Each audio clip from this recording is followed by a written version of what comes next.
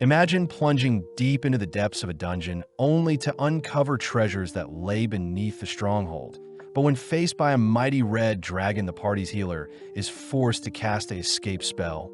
But it seems everyone had escaped except for her. Now venturing back through the dungeon, you're forced to hunt monsters for food. But along the way, you uncover some mysteries you've never realized about the dungeon.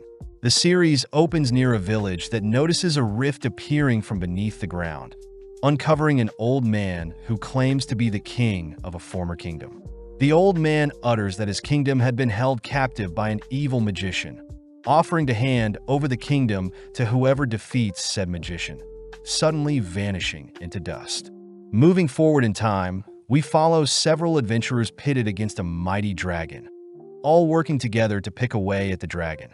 But the adventurers begin dropping one by one, having lost valuable time and resources in the previous days. Laos Tudin, the leader and our MC, is seen lost in thought, planning their next course of action after defeating the dragon.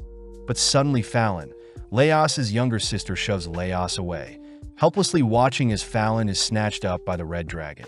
Scanning the area, Laos realizes his party has completely been wiped, watching as Fallon casts one final spell out of desperation, sending Laos and the entirety of the party back to the surface. Waking up in a field, Laos is called by Marcel Donato, notified that everyone had escaped the dungeon, all but Fallon herself. Laos is horrified to realize that her magic couldn't rescue her from the jaws of the dragon, asking for everyone to prepare to re-enter the dungeon. But Marcel reveals that everyone's gear had been lost when they were transported out of the dungeon.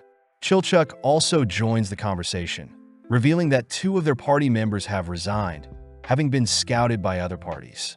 Laos knows exploring dungeons costs money to hire companions, buying equipment, and purchasing food, wondering if they could sell their current items to cover their expenses, but Chilchuk says they're nowhere near their goal. Laos knows that Fallon will get digested the longer they wait, saddened to hear revival spells won't work in every case, but first they should refuel with some food. Heading through town, Marcel and Chilchuk both begin listing off foods they crave, but Laos reminds them that they still need to save Fallon, suggesting that he solo the dungeon whilst the others sell their gear. Laos blames himself for not being more prepared, not wanting to put his friends in harm's way. But Marcel reminds Laos he needs her magic, and Chilchuk states they'll need his skills to open doors and disable traps.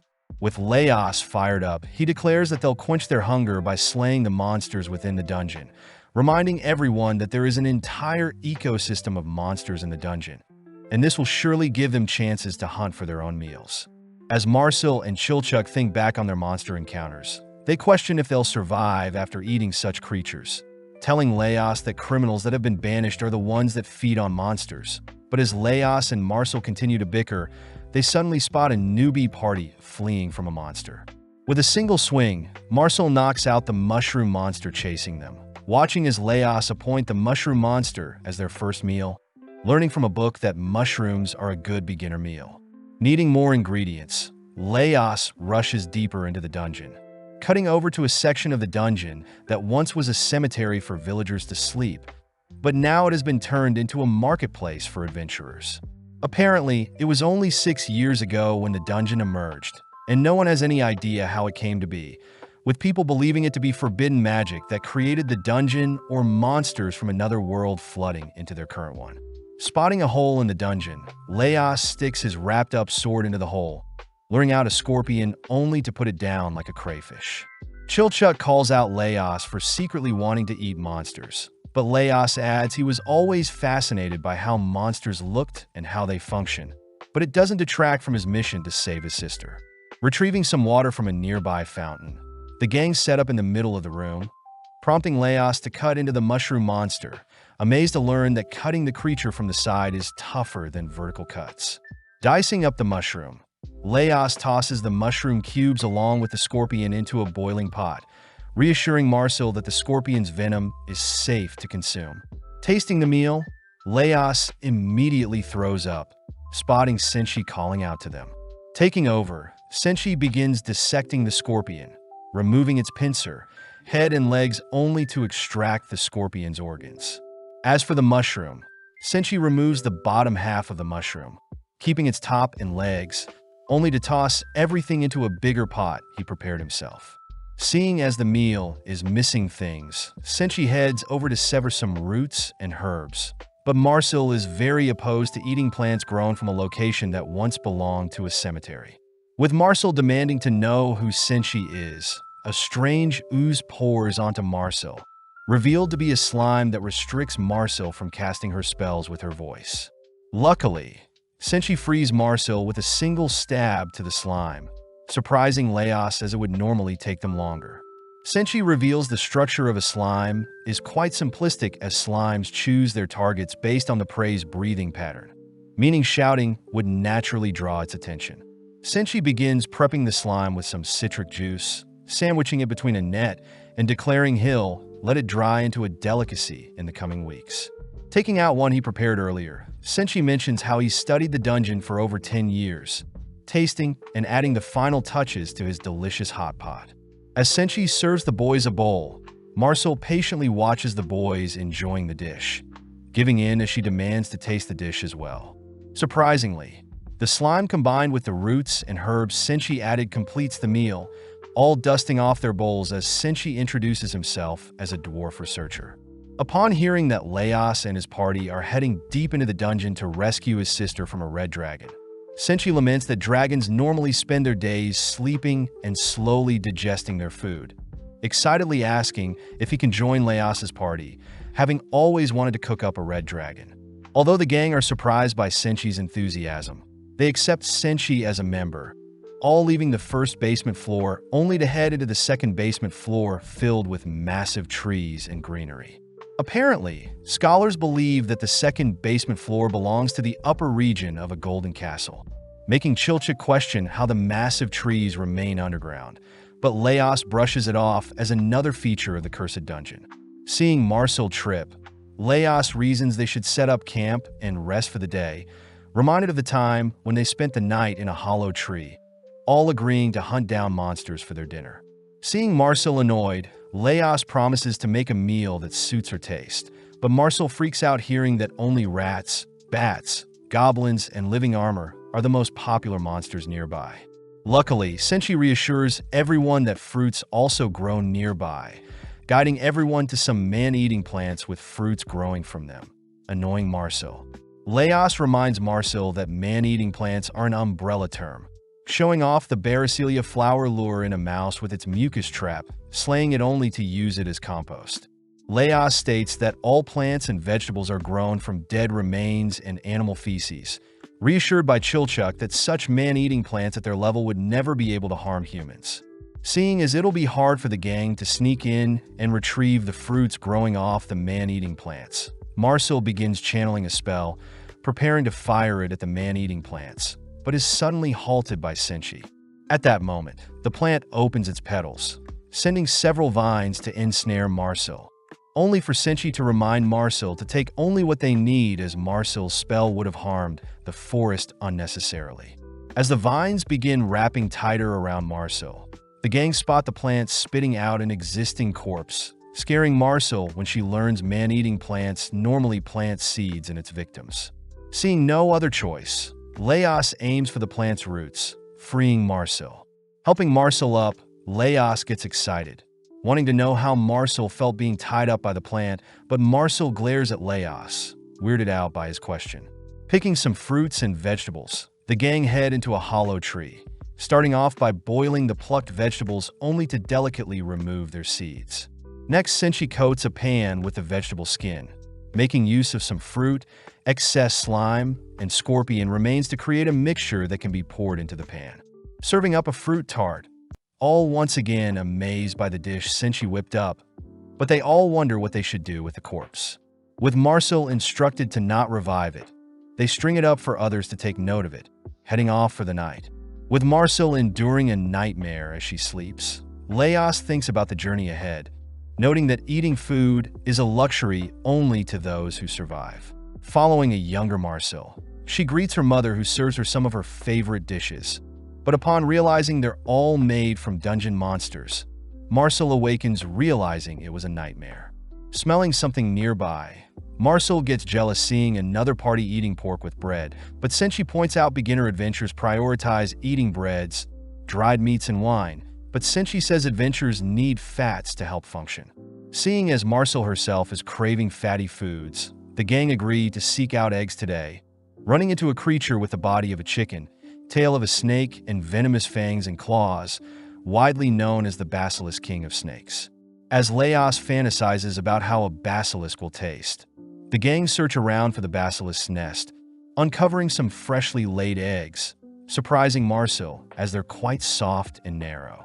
Suddenly, hearing the cry of the basilisk, Leos orders everyone to hide, watching as the party they saw from earlier also sneaking into the nest, but had brought the basilisk with them. As the creature tears through the beginners, it locks onto Marcel, who runs for her life, forcing Leos to intervene with a terrifying cry, purposely making himself look big and intimidating to halt the creature. With Senshi sneaking up from behind, the basilisk sends its snake head to deal with Senshi, whilst Leos occupies the chicken head, temporarily confusing the creature and ultimately allowing Senshi and Leos to slay the basilisk. Seeing one of the other party members poisoned, the gang agree to make use of the antidote in their next meal, all rushing to skin the creature. Covering the creature with spices and stuffing it with vegetables, Senshi roasts the chicken's body, unveiling a nicely plump chicken roast. With the poison adventure fed some of the antidote-infused chicken, they all dust off the chicken. Sitting down to rest, the rookie adventurers mention how they've only started adventuring 3 months ago and have been wiped out in the same place countless times, asking Leos how they can improve, but Senshi cries that the rookies should focus on their diet, their sleep, and their workout routines. With the rookies inspired, they depart, allowing Leos and his party to descend further, worried that they won't reach the 3rd floor today. Leos says he heard the red dragon awakens every month to hunt, aiming to reach it before it awakens with an empty stomach, scaring Marcel as she falls on her butt. Seeing as Marcel needs to rest, Leos says they should choose a different path to avoid the roaming bats, prompting Marcel to offer to use her magic to clear a path. But Leos says Chilchuck can handle most of the traps they'll encounter. Needing more food before they continue, Senshi points out some mandrakes they can harvest, allowing Marcel to take charge as mandrakes are fundamental in magic and medicine. Since mandrakes will let out a loud noise when pulled from the earth, Marcel suggests they get a dog to unearth them, but realizes they have no access to such a creature. Leos suggests they use a long string to avoid hearing the mandrake's cries, but seeing everyone so conflicted, Senshi tugs on a mandrake, severing its head before its voice can be heard. Off to the side, Marcel feels pathetic since no one believes in her, choosing to prove that her method works as she opts to use a bat instead of a dog to unearth the mandrakes. Tying a long rope to a mandrake, Marcel dangles a loop in front of a bat's nest only to fire a spell to awaken the bats from their nest. As a swarm exits the nest, one gets caught by the rope, but even with the mandrake unearthed, the bat flies free, diving towards Marcel's location. With Leos and Chilchuck checking on Marcel, they notice Marcel is in complete shock, asking why Marcel did something so dangerous. Upon hearing Marcel didn't want to be a burden, Leos reminds Marcel that her magic is important in later levels, so he only wanted her to conserve her strength, asking Marcel to rely on others and not push herself. As Marcel snaps out of her daze, the gang are amazed by their food haul, watching as Senshi mixes ingredients from the basilisk, mandrakes, and bat, crafting a special omelet for the gang. Finally heading down some stairs, Chilchuck asks to borrow Leos's sword, smacking it against a wall only to reveal a hidden passage. Senshi is shocked to see Chilchuck so serious, all heading through the secret passage, but Chilchuck suddenly orders everyone to freeze, allowing Chilchuck to personally scout the area before them first. Having cleared up a path for everyone to follow, Senshi accidentally steps on a trap, freaking out Chilchuck as he orders Senshi to listen to him. Rebelling, Senshi triggers several more traps, getting screamed at by Chilchuck, who states fire traps will combust near oil traps. But hearing that there is oil nearby, Senshi says they'll have deep-fried food for their next meal. With Senshi agreeing to listen to Chilchuck agrees to lead Senshi to their oil source, all heading towards the treasure vault where Senshi spots a chest with an oil trap. As Chilchuck works his magic, he disarms the chest, wondering how he'll get the steaming hot oil out, but is asked by Senshi to let the oil rip into his pan. Letting the oil loose, Senshi catches the oil in his pan, evaluating the oil's temperature to be 180 degrees with his finger, only to ask Chilchuck to make use of the previous traps to help prepare their next meal. With Senshi prepping the meat and the batter, Senshi hands over the items to Chilchuck to cook over the fire trap, resulting in a nicely battered bat meat. As the gang sit down to enjoy the meal, Senshi admits that Chilchuck truly is a trap expert, convincing Chilchuck to teach Senshi some of his tricks in exchange for teaching him how to cook. Having made it through several more traps, Chilchuck helps the gang pass through another blocked-off passage, all feeling nostalgic having passed through the same area in the past. Leos suddenly realizes the decoration on his sword guard has disappeared, having acquired the memento 3 years ago when he was first a beginner. Having joined a gold-peeling crew, Fallon and Leos had followed their party into the second basement floor's castle, all horrified to see an adventurer's corpse had rotted away. With the other party members uncovering a room lined with pieces of armor, they all celebrate knowing they could sell the armor for a decent amount. But out of nowhere the armors move, picking off the adventurers. Choosing to flee, Leos attempts to carve a path to escape, but his sword is ultimately broken. Stealing his resolve, Leos had managed to snatch another armor sword, sadly losing his life and marking his first ever death, but was revived and had ever since carried the same sword on his adventures. As the gang re-explore their current location, they peek into a familiar room lined with living armors, all agreeing to keep battle to a minimum. Giving the signal, the gang rush through the hall, all watching as a stray armor steps out of line, forcing Senshi and Leos to dispatch it. Sadly, more armors begin to awaken, blocking off the gang's exit, forcing a retreat for now. Leos notes the armor's unusual pattern, seeing as the armors normally awaken when people move close to them. But today they seem to have preemptively moved to stop their movements, wondering where the puppet master could be hiding. With no one knowing what or where the puppet master could be, Leos suggests that 3 of them act as bait whilst one of them sneaks past the door, assigning Leos himself to sneak past them. Chilchuck does point out that living armors don't have eyes or ears, making Leos question the armor's movements a few minutes ago, but nonetheless the gang set their plan into action. Bursting through the room, the trio destroy as many armors as possible, allowing Leos to make his way through the room's massive doors, only to spot a single higher-tier living armor in the center of the room. Having never seen such a prestige-looking monster before, Leos reasons he can't ask for help, therefore he must immobilize the armor to buy some time. Sadly, Leos' strikes are easily blocked, kicked aside as he realizes he is outmatched. Seeing the armor thrust its blade, Leos defends for dear life, watching as his blade is shattered by the armor's superior sword. Seeing the armor marching towards him, Leos gets annoyed, tossing a piece of rubble at the armor's shield, but is surprised to see the armor block with its body, keeping its shield away from the piece of rubble. Upon a close inspection, Leos spots a strange cocoon attached to the back of the shield, suddenly remembering something from his childhood. Leos had once played with an egg case on a stick when he was younger, realizing that the armors are actually being controlled from within, explaining its human-like movement and orientations, and it seems the armors are all protecting the egg case. With the other 3 barely holding out, Leos racks his brain for a quick way to slay the creature hiding in the armor, ruling out a slime as the movement is too rigid along with any swarm of insect creatures as there is no buzzing sound. Having bought some time by hiding, Leos says he must confirm the creature first before slaying it, choosing to draw the armor's attention with a piece of rubble, only to tackle it from behind, forcing it to expose its body to protect its shield. Seeing an opening, Leos drags away its helmet, quickly hiding only to realize the helmet is empty. As the armor marches towards Leos, Leos fears it may be the end for him, but suddenly sees the armor swing its blade at a different pillar. Choosing to dig into the helmet's crevices, Leos draws out a mollusk to slay, only to toss its head back to the armor. With the armor busy putting back on its head, Leos once again tackles it, pinning it to the ground only to begin dismantling and carving out the other mollusk, heavily weakening the creature's control on the armor. Checking on the others, Leos sees the others may need some help, tossing the egg nest to draw the armors away, showing off his findings to the others. Leos explains that the mollusk had acted as muscles for the armor, individually controlling different sections of the armor.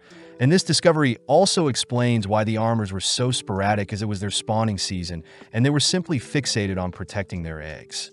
Seeing Leos excited, Chilchuck and Marcel know Leos is determined to taste the mollusk, watching as Senshi and Leos discuss ways to prepare the creature. Just to make sure, Senshi removes the mollusk's organs, tossing some of them into a stir-fry of vegetables, whilst others are steamed and placed in some soup. Seeing as they all fear being poisoned, the gang watches Leos takes the first bite, all amazed to hear Leos declare the meal is delicious. Following Leos's lead, the others all try out the meal, all acknowledging that it's edible and has similar taste to mushrooms and shellfish. As the gang cleans up, they all wonder how such creatures evolve and populate, only for Leos to pick up a new prestige-looking sword. As the gang continues deeper through the dungeon, Leos realizes a creature is hiding in his new sword, choosing to conceal his new companion, hiding it from the others. Having made it through most of the third basement floor, the gang enter the Golden Castle, a location once glorious, but now is covered in dust and mold. Using his ears, Leos navigates the maze-like structure, hiding from wandering skeletons and ghouls whilst greeting other adventurers. Hearing a golem nearby, Leos suggests they head elsewhere, all knowing that golems are mud and stone that has been magically shaped and follows their master's orders. As Marcel shoots down Leos's thoughts of consuming a golem, Senshi guides the gang to his campsite, explaining that he normally hunts on the second and fourth floor, visiting the town only when he needs spices. Senshi reveals that golems maintain a great temperature and humility, making the others realize Senshi uses golems as gardens, able to fend off against insects and attackers whilst nurturing any seed planted. Since the third floor has no other good monster to harvest, Senshi only prioritizes golems, entering a secret passage only to whistle to 3 golems. Before the gang can ready their weapons, Senshi dashes forth, easily identifying the golem's core, only to destroy the golems when he removes their core. Seeing so many luscious vegetables appear from what remains of the golems, the gang joyfully take their time harvesting what they need. As for the weeds they plucked, Senshi asks everyone to help him gather them, to wither them, where he'll place them back into the soil to decompose with some fertilizer. Hearing all of this, Marcel realizes what Senshi is doing, stating that Senshi was the one who planted the cores in the golem, reminding Senshi that activating magical creatures without permission is illegal. Senshi brushes off his behavior as simple gardening, grateful that the others are helping him plant new seeds in the soil, but as they take a break, Marcel excuses herself to use the bathroom. Seeing as Marcel is gone, Senshi takes out 3 cores, planting Taro, Jiro, and Saburo into the soil, declaring that it'll take a while before the 3 golems respawn. With Leos inspired by Senshi's dedication to farming, the gang begin preparing the vegetables, prompting Senshi to start a fire. When Marcel offers to use magic to start a fire, Senshi states he needs to constantly practice his skills to ensure he doesn't get rusty, making use of the remainder of the basilisk bacon to craft a hearty vegetable-filled lunch. Leos is curious as to why the vegetables are so sweet, wondering what the remaining 1% of the golem is made of if 99% is made of soil. With Marcel refusing to answer, Senshi heads off to use the bathroom, reminding Marcel that the toilets on their current floor have been conveniently placed near hotspots. Seeing as things are way too convenient for them, the gang rush to confront Senshi, realizing he's been the one keeping the toilets clean, having used the feces and urine collected as fertilizer. Leos asks why Senshi is so dead set on living a life in the dungeon when he could have an easier time on the surface, but Senshi says it's to maintain the dungeon as a whole, revealing that there used to be 10 golems roaming floor 3, but now there is only 3. Senshi states that golems ensure no dangerous creatures from the lower floors climb to the higher floors and disrupt the ecosystem of the dungeon, and by giving back to the dungeon, Senshi can help others as well. Hearing Senchi's story, the gang are worried Senchi's absence will cost the dungeon, but Senchi reassures everyone the golems will take care of things when he's gone. Wrapping things up, the gang head off. The gang note they're carrying extra vegetables with them, wondering if they could exchange them for other goods. Heading to meet with some merchants, but upon greeting the host, the gang are asked to leave when the host hears they want to trade some vegetables. Before the gang are tossed out, the room is overrun with orcs, all slaying the corrupt people in the room, only for an orc to reach out towards Marcel. Before Laos can intervene, Senchi stops him, revealing that the orcs are his clients and friends. The orc is revealed to be Zon, mentioning how the red dragon had appeared and their settlement had been disturbed, forcing the orcs to seek refuge in a higher floor than their usual. As the orcs scour the room, they demand Laos and his party hand over all their resources. But seeing as Senchi is an old friend, the orcs agrees to house them for a night in exchange for the food. Seeing no reason to refuse, Zon takes everyone back to their base, exciting Senchi as he plans to make bread with the jar of yeast they found. Although the gang are annoyed at Senchi's priorities, they quiet down upon entering Zon's camp, all instructed to remain in a cage, all whilst Zon's son gleefully rushes to his dad. With Senchi demanding to have the ingredients to cook some bread, the others help Senchi mix and knead the bread mixture, all whilst Zon's son watches. Zon takes the chance to educate his son, retelling the times when orcs lived on the surface, only for elves and humans to force the orcs to live underground. Hearing Zon insult humans and elves, Marcel fires back by mentioning how barbaric orcs were even when left alone, prompting both Zon and Marcel to help knead some dough, all whilst arguing over which race was in the wrong. Taking a break, Zon asks Laos himself what he thinks of the old man's prophecy, reminding Laos that the person that slays the evil mage will inherit the dungeon.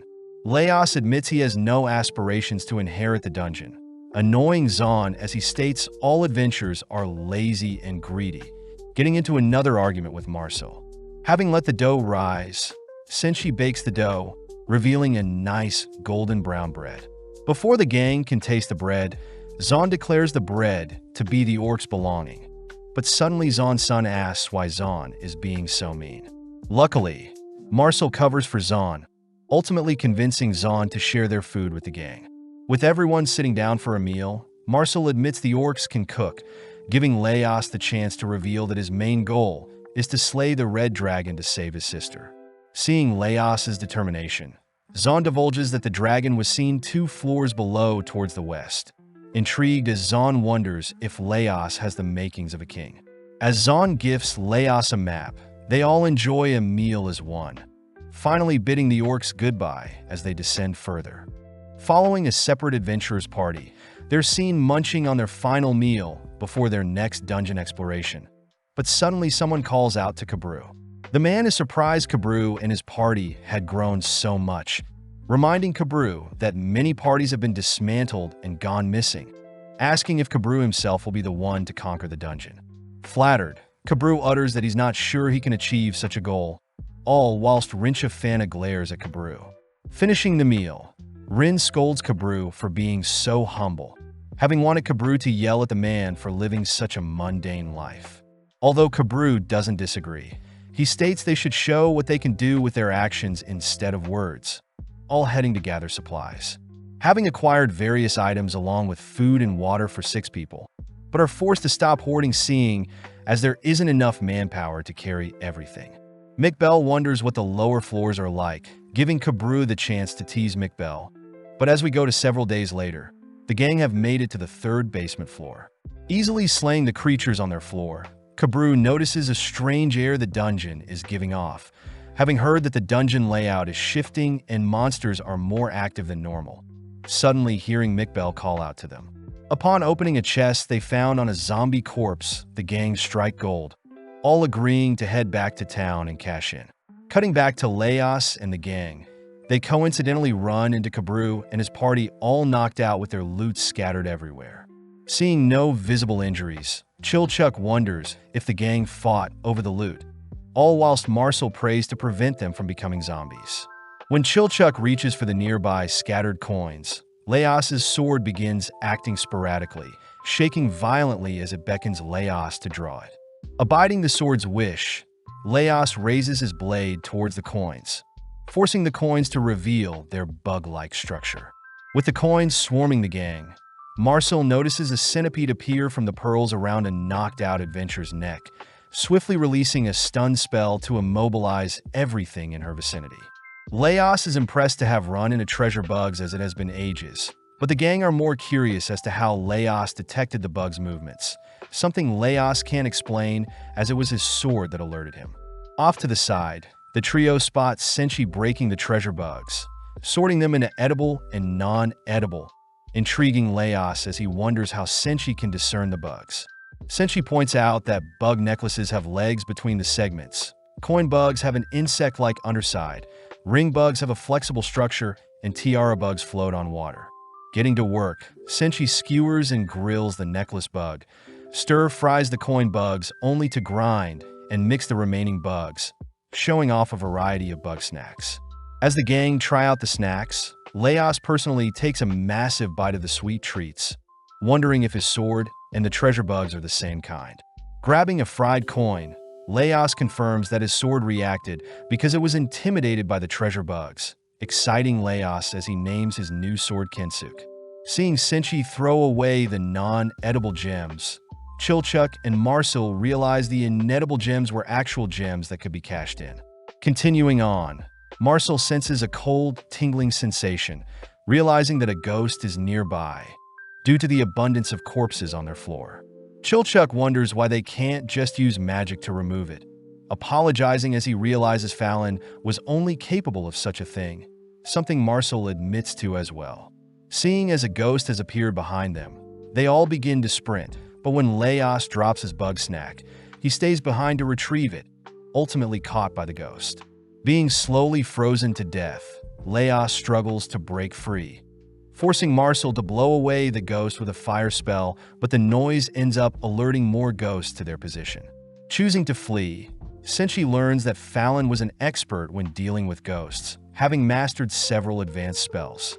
Flashing back as we see Fallon casting an anti-ghost spell around their former party, reminding Marcel to never harm ghosts as they don't want the ghost to suffer, something Marcel admired about Fallon. When the former party had encountered the living corpse of a missing adventurer, Fallon courageously leapt into the corpse's arms, forcing the ghost possessing it to leave the corpse alone. With Senshi amazed by this Fallon person, the gang choose to hide in a separate room for now, afraid Marcel would have to cast several explosion spells if the ghost attacked. Luckily, Senshi unveils some items to craft holy water, confusing the trio as to who Senshi is. Senshi recounts that there are many customs and beliefs around the world, some of which include the use of fire to scare away demons, the worship of the golden beetle as it represents the sun god, offerings of alcohol to disinfect things, and salt itself as it cleanses all evil. As Senshi rushes up to finish the holy water, the ghosts all begin peeping into their room, all individually clinging to party members who hopelessly give in. Laos himself begins blaming his weaknesses, having wished for himself to be the one who was eaten, not Fallon. But before Laos can reach out to Fallon, Senshi smacks away the ghost with his makeshift holy water. Putting in the work, Senshi works his way around to all the ghosts, freeing Chilchuck from reuniting with his deceased father. Seeing Senshi miraculously fight off the ghost, Laos instructs the others to not beat themselves up for what happened to Fallon, offering to help swing around Senshi's holy water. Having cleared up all the ghosts, the gang noticed the holy water had been frozen over, opening the jar of holy water only to discover ice cream sorbet had been made. Having resolved the issue at hand, Laos states that if Fallon was here, they probably wouldn't have gotten to enjoy the ice cream, but this only sours the mood. Having been walking for a while, Laos asks if they should rest up before descending into floor 4, reminded that they only have treasure bugs as resources.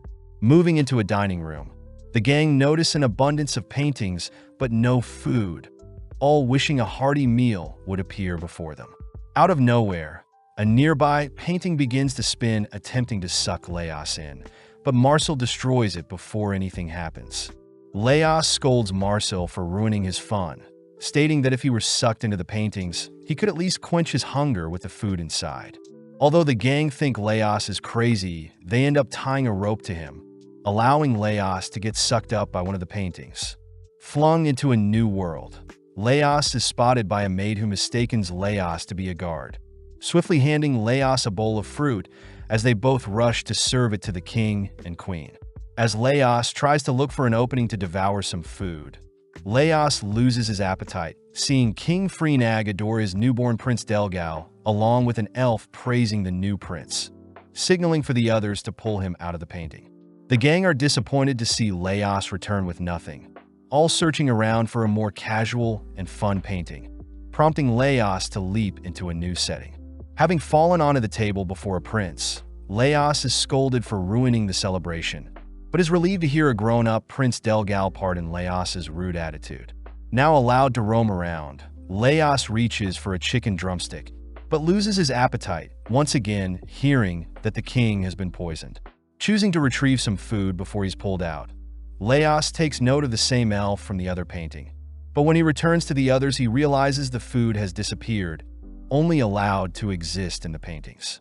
Having had enough, Laos states he'll eat his fill whilst in the paintings, rushing into a banquet seating. Spotting Prince Delgal has inherited the throne, but more importantly, Laos stuffs his face with as much food as possible. Before Laos can leave, the same elf from earlier stops him, demanding to know who Laos is, having remembered Laos from when Prince Delgal was born along with when the king was poisoned. Seeing the elf ignite his armor, Laos signals to be pulled out. Sad to report that an elf has now recognized him, but worst of all, he is still hungry as the food doesn't return with him. Continuing through the floor, the gang arrive at an abandoned kitchen with a water source nearby. Sad they won't reach the 4th floor today. With everyone settling in for the night, Chilchuck catches a glimpse of a chest nearby, deducing that the chest must be a mimic.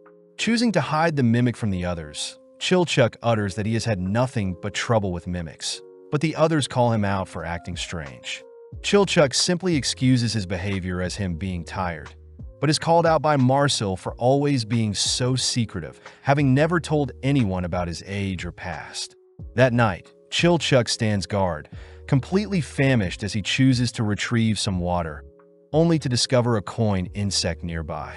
Seeing the coin running towards the mimic, Chilchuck rushes after it, accidentally setting off a trap that locks him in the room with the mimic. Seeing no way of opening it from the outside, Chilchuck reasons he shouldn't yell for help as it'll attract monsters, declaring he'll break free from the inside.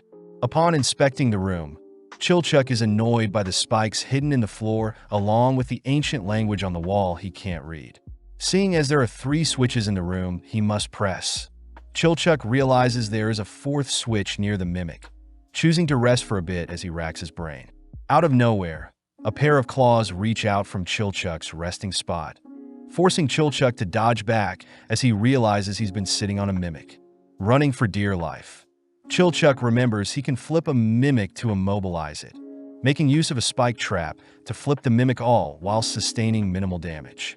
As for the mimic he swore to avoid, he realizes the chest was empty all along, instead housing a lone insect coin with the same writing as the ancient language. Rushing to decipher the writing, Chilchuck manages to trigger the 4 rooms' traps in the correct order, barely escaping the reach of the mimic chasing after him as the mimic is crushed by the gate. With all the commotion, the others awaken to see Chilchuck barely alive, amazed he managed to catch a mimic for their next meal. With Senshi and Laos dead set on eating the mimic, Senshi first dissects and boils the creature, unveiling a freshly steamed mimic, but Laos notes how tough it is to deshell it. As Senshi and Laos force Chilchuck to hand over his lock-picking tools, the gang dine on the fresh mimic, curious as to why Chilchuck kept the mimic a secret from them. Chilchuck states he has had a horrible past dealing with mimics, stressed that the mimic would eat a coin insect he found, but is corrected as Laos states coin insects actually eat mimics. Apparently, the coins crawl into the mimics to lay eggs, allowing the newborns to feast off the mimic, waiting for the day someone discovers them, where the coins can roam free in search of more mimics. Marcel takes the chance to scold Chilchuck for being so secretive, ultimately convincing Chilchuck to reveal he is 29 years old, considered a child by Marcel and Senshi. Following Kabru, we see several older adventurers discovering their party's corpses, swiftly reviving the gang as Rin is shocked they were wiped out. On top of things, the gang realizes their loot and some of their belongings has disappeared, but the old men who revived them hide the fact that it was treasure bugs that attacked them, instead revealing that a different party passed by them. With Rin discovering a strand of hair used to ward off ghosts, Kuro puts his nose to work, sniffing out that an elf, a human, a dwarf, and a half-foot passed by, even having a meal next to their lifeless bodies. Annoyed, Kabru states they'll be chasing after them, tossing the older adventurers a payment. Watching the kids leave only to utter that they kept the treasure bugs a secret to make more cash. Back with Leos and the others, they begin to wash up before heading out, all whilst Marcel remembers her valuable soap bar had been left behind in the dragon's domain. Arriving at the 4th basement floor, the gang make note of the underground lake created from the magic-infused water, giving off a faint glow. Senshi reveals where he personally fishes and sets up traps, but Marcel shows off her magic to walk on water, something that makes Senshi throw a fit. Seeing Senshi flailing around, Leos holds Senshi down, allowing Marcel to cast the water walking spell on him, asking why Senshi hates magic so much. Senshi states that people become over-reliant on their magic, but as Leos gives Senshi a shove, the gang watches Senshi slowly begins to sink, pulling him out as they wonder why the spell isn't working. Leos realizes Senshi's dirty beard is like an insulator that weakens the spell's effect, giving Senshi the opportunity to show off his method of crossing the lake. Taking out the shell of a mimic, Senshi places it on top of the river, drawing out a majestic-looking kelpie. Although the gang are frightened at first, Senshi reassures them that he's named the kelpie and, having frequently ran into her when he fishes. When Senshi suggests that he ride and steer, and Leos says he's against it, reminding Senshi that kelpies draw people into deep waters with its beauty only to do unspeakable things. Senshi utters that he trusts and, hopping on her back as he begins to ride her, but upon seeing and begin to submerge, Leos ties some rope onto and, diving into the waters to follow the drowning Senshi. At first, Senshi is confused, seeing and acting strange, frightened upon seeing and bare her teeth, rushing to clamp onto some mimic shell Senshi is holding. Seeing no other way, Leos wrestles and stabs, and allowing Senshi to follow up. On the surface, Marcel and Chilchuck hurriedly reel in the rope, relieved to see no one is hurt. Senshi realizes and was waiting for him to ride her all along, prompting Leos to remind everyone that monsters are unpredictable, but having more than enough, Senshi declares he'll personally butcher Anne's body. Coming up with an idea, Marcel asks for some fat, working beside Senshi, but at the same time, Leos points to several objects floating in the distance, asking Chilchuck to help him investigate. Walking on water, Leos and Chilchuck discover the bodies of Kabru and their party, barely recognizing them from earlier. But upon discovering the corpse of a mermaid, Chilchuck deduces that Kabru and his party must have given their lives to slay the monster. At that moment, Chilchuck's eyes become blank, beginning to walk off towards the source of a sound only to be brought back to reality by Leo's clapping sound. Off in the distance, 2 sirens can be seen singing. Noticing Leos and Chilchuck approaching them, they quickly scurry off, frightened by Leos's singing. Choosing to place Kabru and his party's bodies on land, Leos and Chilchuck head to retrieve some scattered grains, but Leos suddenly begins wondering what a mermaid would taste like. Intervening, Chilchuck reminds Leos that a mermaid is a demi-human, creatures that embody humans and monsters. For their particular case, Leos says their mermaid lays eggs, being more monster than human, but Chilchuck still refuses to dine on a human-like creature. Heading back to the others, Leos notices they are still hard at work, choosing to make use of the scattered grains, some mimic meat, and the mermaid's seaweed hair to craft a porridge for the gang. With Marcel digging in, she notices some popping textures in the food, something Leos proudly claims as fish eggs.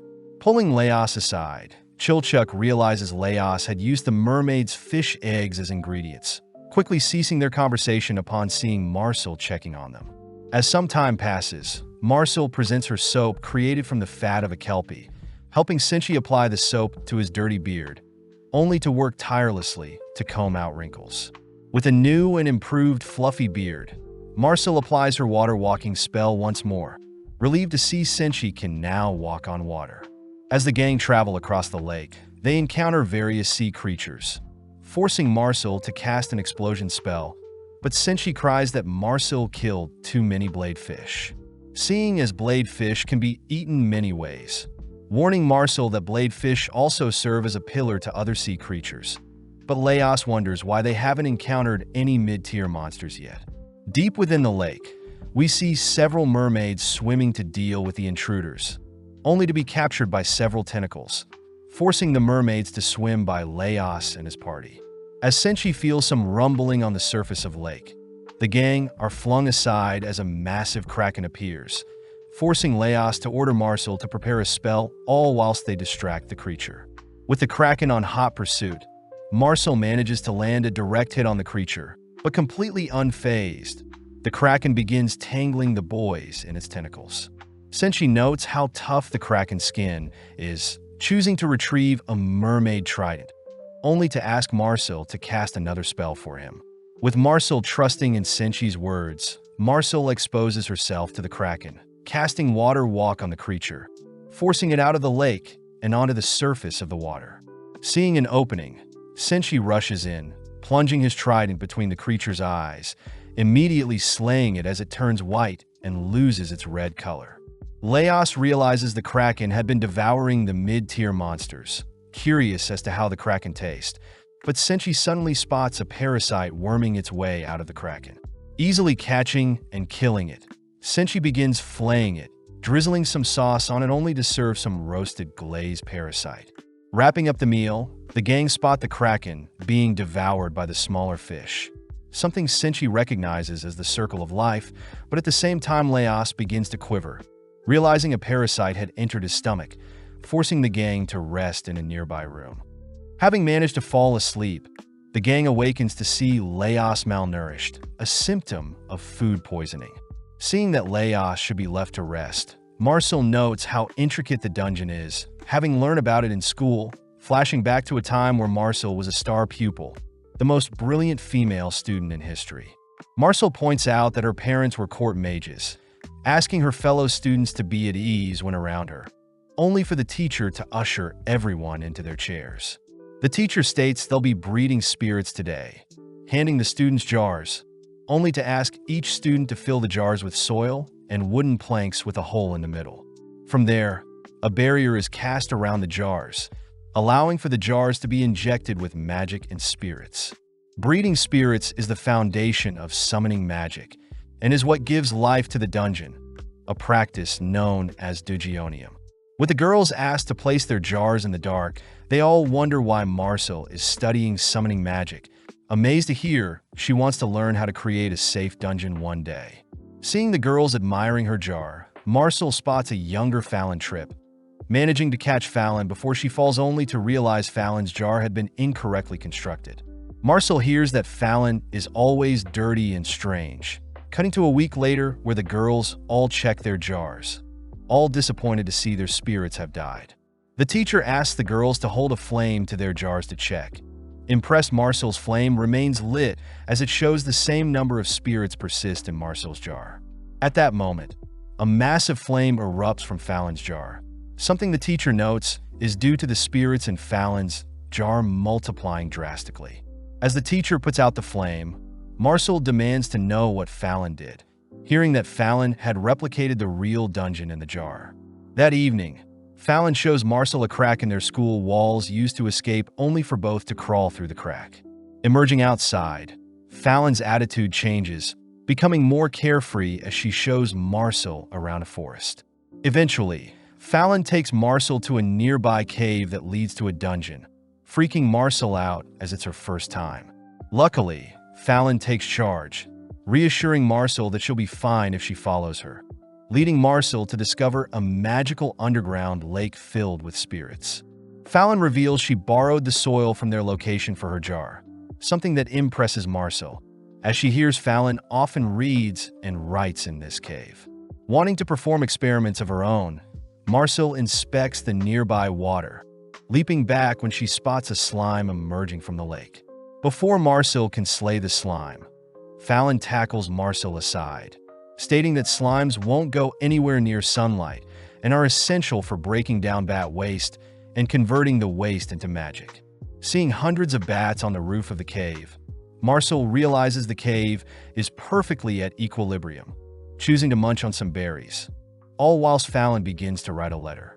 Having never imagined that a dungeon would be so complex, Marcel admits she has a lot to learn, officially becoming friends with Fallon. In the present, Chilchuck refuses to believe Marcel was an A-grade student, but Marcel defends herself, more curious as to who this evil mage is to have been able to construct such a dense dungeon. Having heard everything, Leos reveals that Fallon had always written letters to him when she was in school, having always been a loner, but became more jolly when she met Marcel. Flattered, Marcel declares they'll rescue Fallon no matter what, prompting Chilchuck to point to their current location on the map and where the red dragon is. The gang estimate it'll take 2 days to encounter the dragon, but seeing as the dragon may move around, Chilchuck states they'll set up camp halfway and once more before encountering the dragon itself. Seeing as Leos is still resting, Marcel requests to wipe herself down, feeling bad as she is the only girl. Thinking back, Marcel remembered the moment where Namari and Toshiro had left their party, pissed that they would leave Fallon in the dungeon alone. Seeing as they need to get moving, the boys wake Leos up, all whilst Marcel heads to dump out the rest of her boiling water. Out of nowhere, a mysterious water ball appears from the nearby lake, suddenly firing several water beams at Marcel, forcing her to dodge. Recognizing the creature as an Udina, Marcel dives into the water to evade, swiftly casting Water Walk as she realizes Leos and the others won't be able to help. Seeing an opening, Marcel dashes to avoid another attack, bursting the water ball. Sadly, the Udina had dived back into the water, forcing Marcel to stay alert, but when Marcel tries to make it to the others, she is suddenly struck in the leg, forcing her onto her knees. Scanning the perimeter, Marcel barely catches a glimpse of the creature, struck once more only to realize her magic is running low. With no other choice, Marcel allows the creature to swim in close, blowing up the water below her only for Leos to catch her.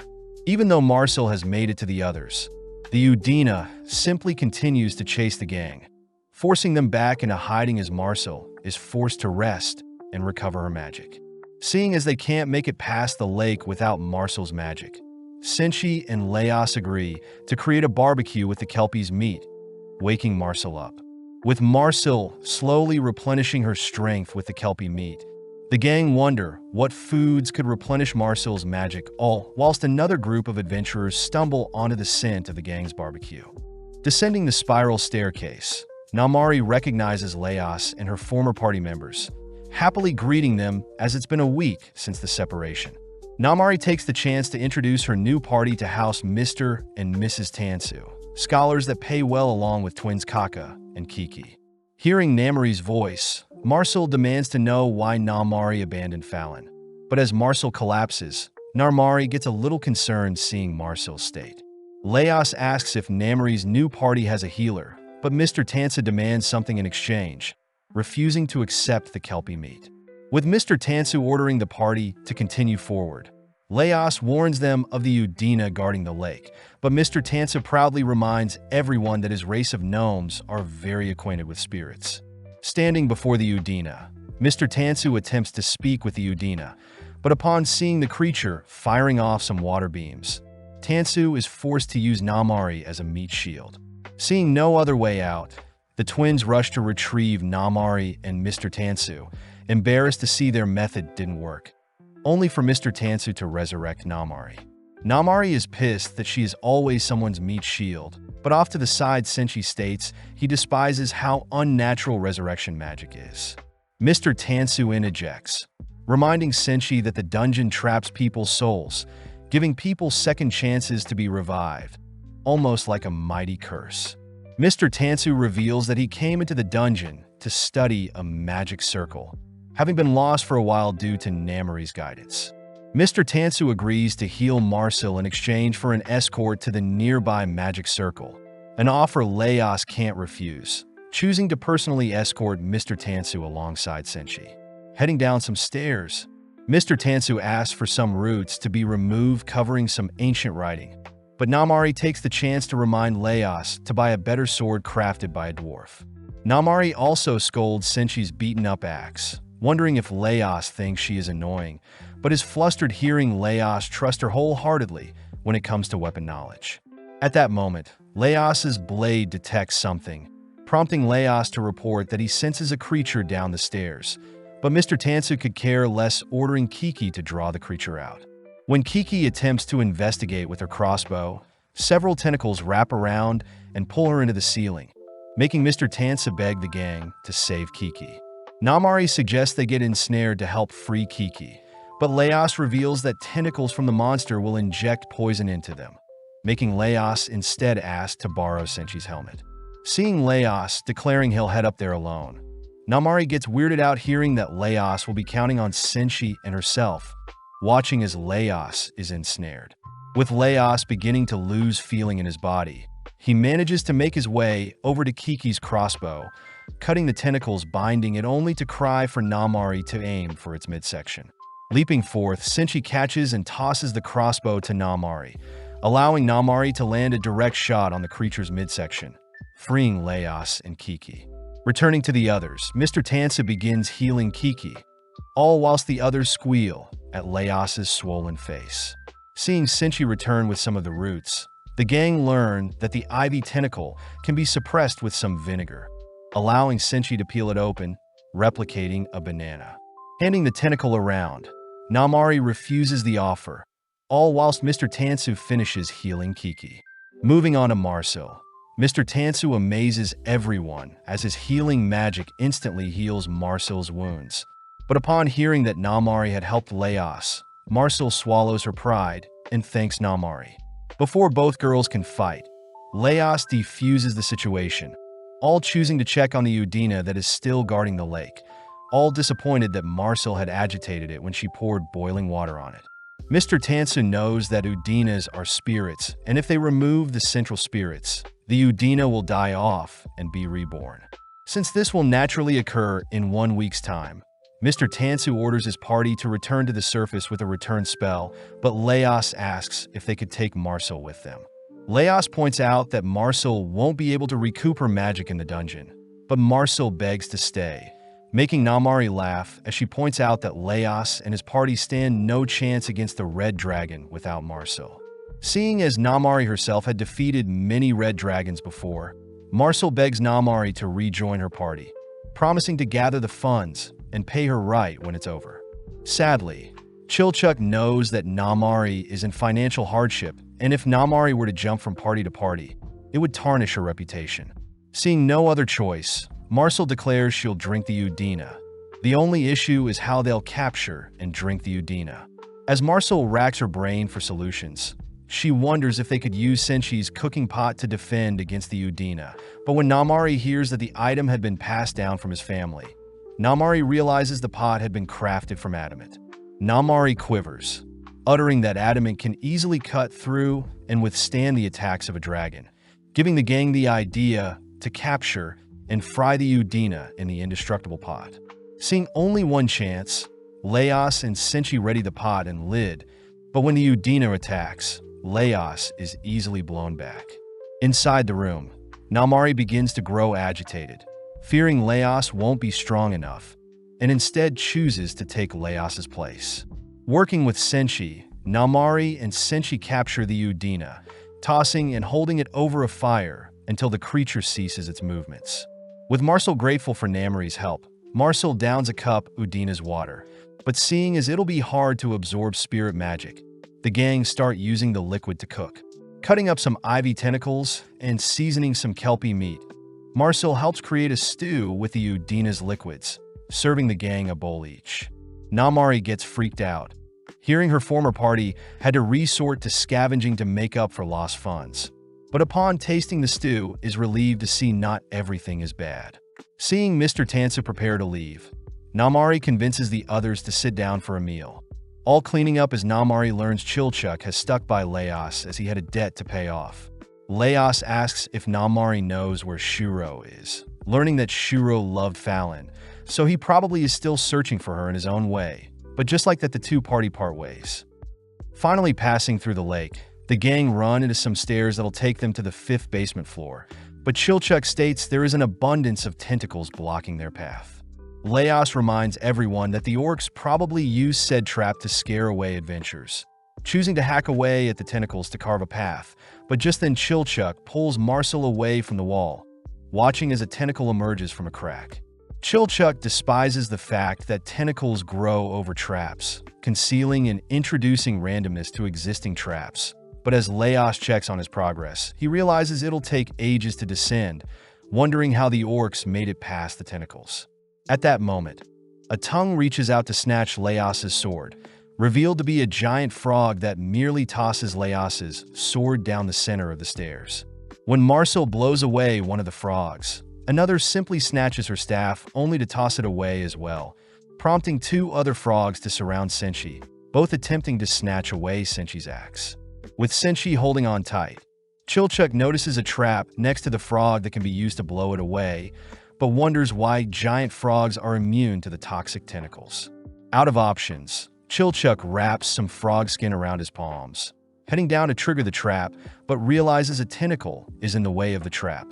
Unfortunately, the frog holding Senshi's axe opts to devour Chilchuk, but as the gang rescue Chilchuk, Leos gets an idea seeing Chilchuk use the frog skin. As Leos prepares to craft something from the frog skin, Senshi begins to use the frog's meat and tentacles to whip up some gnocchi and pasta. Eating up, the gang don their frog suits, nonchalantly making their way through the swarm of tentacles, making it to the bottom where they retrieve their lost weapons. Spotting the castle town, they all confirm they have made it to the 5th floor, all shocked to see there are signs of people fleeing the town. As the gang prepare to explore the town, Marcel learns that the inside of the frog suit has become stuck to their clothing, all whilst Mr. Tansu and the others return to the surface. Immediately heading out to report to the Lord of the Island, Mr. Tansu states that all the loot up till the 3rd floor had been plundered, plus orcs have been reported terrorizing people in the upper floors. Mr. Tansu advises that the Lord set a reward to deal with the orcs, but the Lord wonders how the orcs made it to the upper floors so easily, hearing that it may have been through the use of some old dwarf mines. The Lord is annoyed seeing how dwarves are like moles, having heard a long time ago that elves and dwarves were at war, and the tunnels and mines dug were a result of the dwarves' strategy to hide and attack. As a result, rumor has it that the Golden City was swallowed into the dungeon due to these tunnels. But Mr. Tansu asks that the Lord not believe in such rumors. As for the magic circle he discovered, Mr. Tansu states that the spell is from the work of an elf, wondering if the evil lunatic of a mage that created the dungeon was an elf. The Lord reveals that he had received a request from the Western elves recently, asking the Lord to return the dungeon to them. But Mr. Tansu furiously states that the elves stole the land from the dwarves and gifted it to the humans. With Mr. Tansu calming down, the Lord states the king of the elves granted the humans this land, wondering if the Western elves are after the dungeon's remaining treasure. Mr. Tansu corrects the Lord, stating that it's the spell of immortality cast on the dungeon, along with the spell that ties the soul to the body that the elves want, advising the Lord to figure out the dungeon's mysteries first. When the Lord grows hesitant of how to proceed, Mr. Tansu declares that the Lord must get a hold of the blueprint needed to create the dungeon's great magic, tempting the Lord with the respect from the elves if he does. Seeing as the Lord is desperate as well, Mr. Tansu suggests that the Lord not hoard his wealth and instead invest into the adventures, intrigued to see how far Leos and his party will go. At the same time, Namari awakes for a nap, satisfied to finally be paid, but swiftly heads out seeing as she needs to head back to the dungeon for another errand. As the twins accompany Namari to the Resurrection Temple, Namari asks if any corpses matching Fallon have shown up, but sadly the receptionist states none match the description. Back with Leos, the gang head through the castle town outside the Golden Castle, reaching the orcs' previous settlement. Seeing as the orcs were in a hurry to evacuate, the gang finds some flour and alcohol, exciting Senshi as he wants to make bread.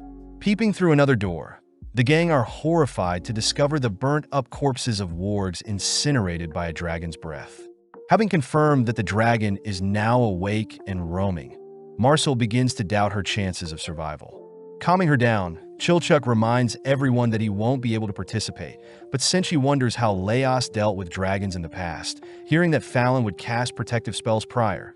Then Laos, Shuro, and Namari would engage the dragon. Marcel would support with offensive spells, and Shuro would deal the finishing blows. Seeing as their party has changed drastically, Laos states they must target the underside of the dragon's neck, but Senshi is curious as to how big a red dragon is. Using the destroyed surroundings as reference, Laos reminds everyone that the dragon is huge, wondering if they could jump onto the dragon using the surrounding buildings. Marcel also points out she isn't as gifted as Fallon, unable to ease someone's fall or cast fire protection spells. Plus, their current weapons won't do any good harming the dragon. Marcel adds that she can prepare an explosion spell to stun the dragon at best, but wonders if Laos or Senshi can land the killing blow, suddenly giving Laos an idea. Laos suggests they collapse the surrounding building onto the dragon, pinning it so there won't be any risk of counterattacks from the dragon. Plus, they can lure the dragon around town to buy time for Marcel to cast her explosion magic. Laos does wonder why the dragon has appeared on the 5th floor, a location that is quite narrow, but Chilchuck reminds everyone that Senshi's pot can be used as a weapon against the dragon.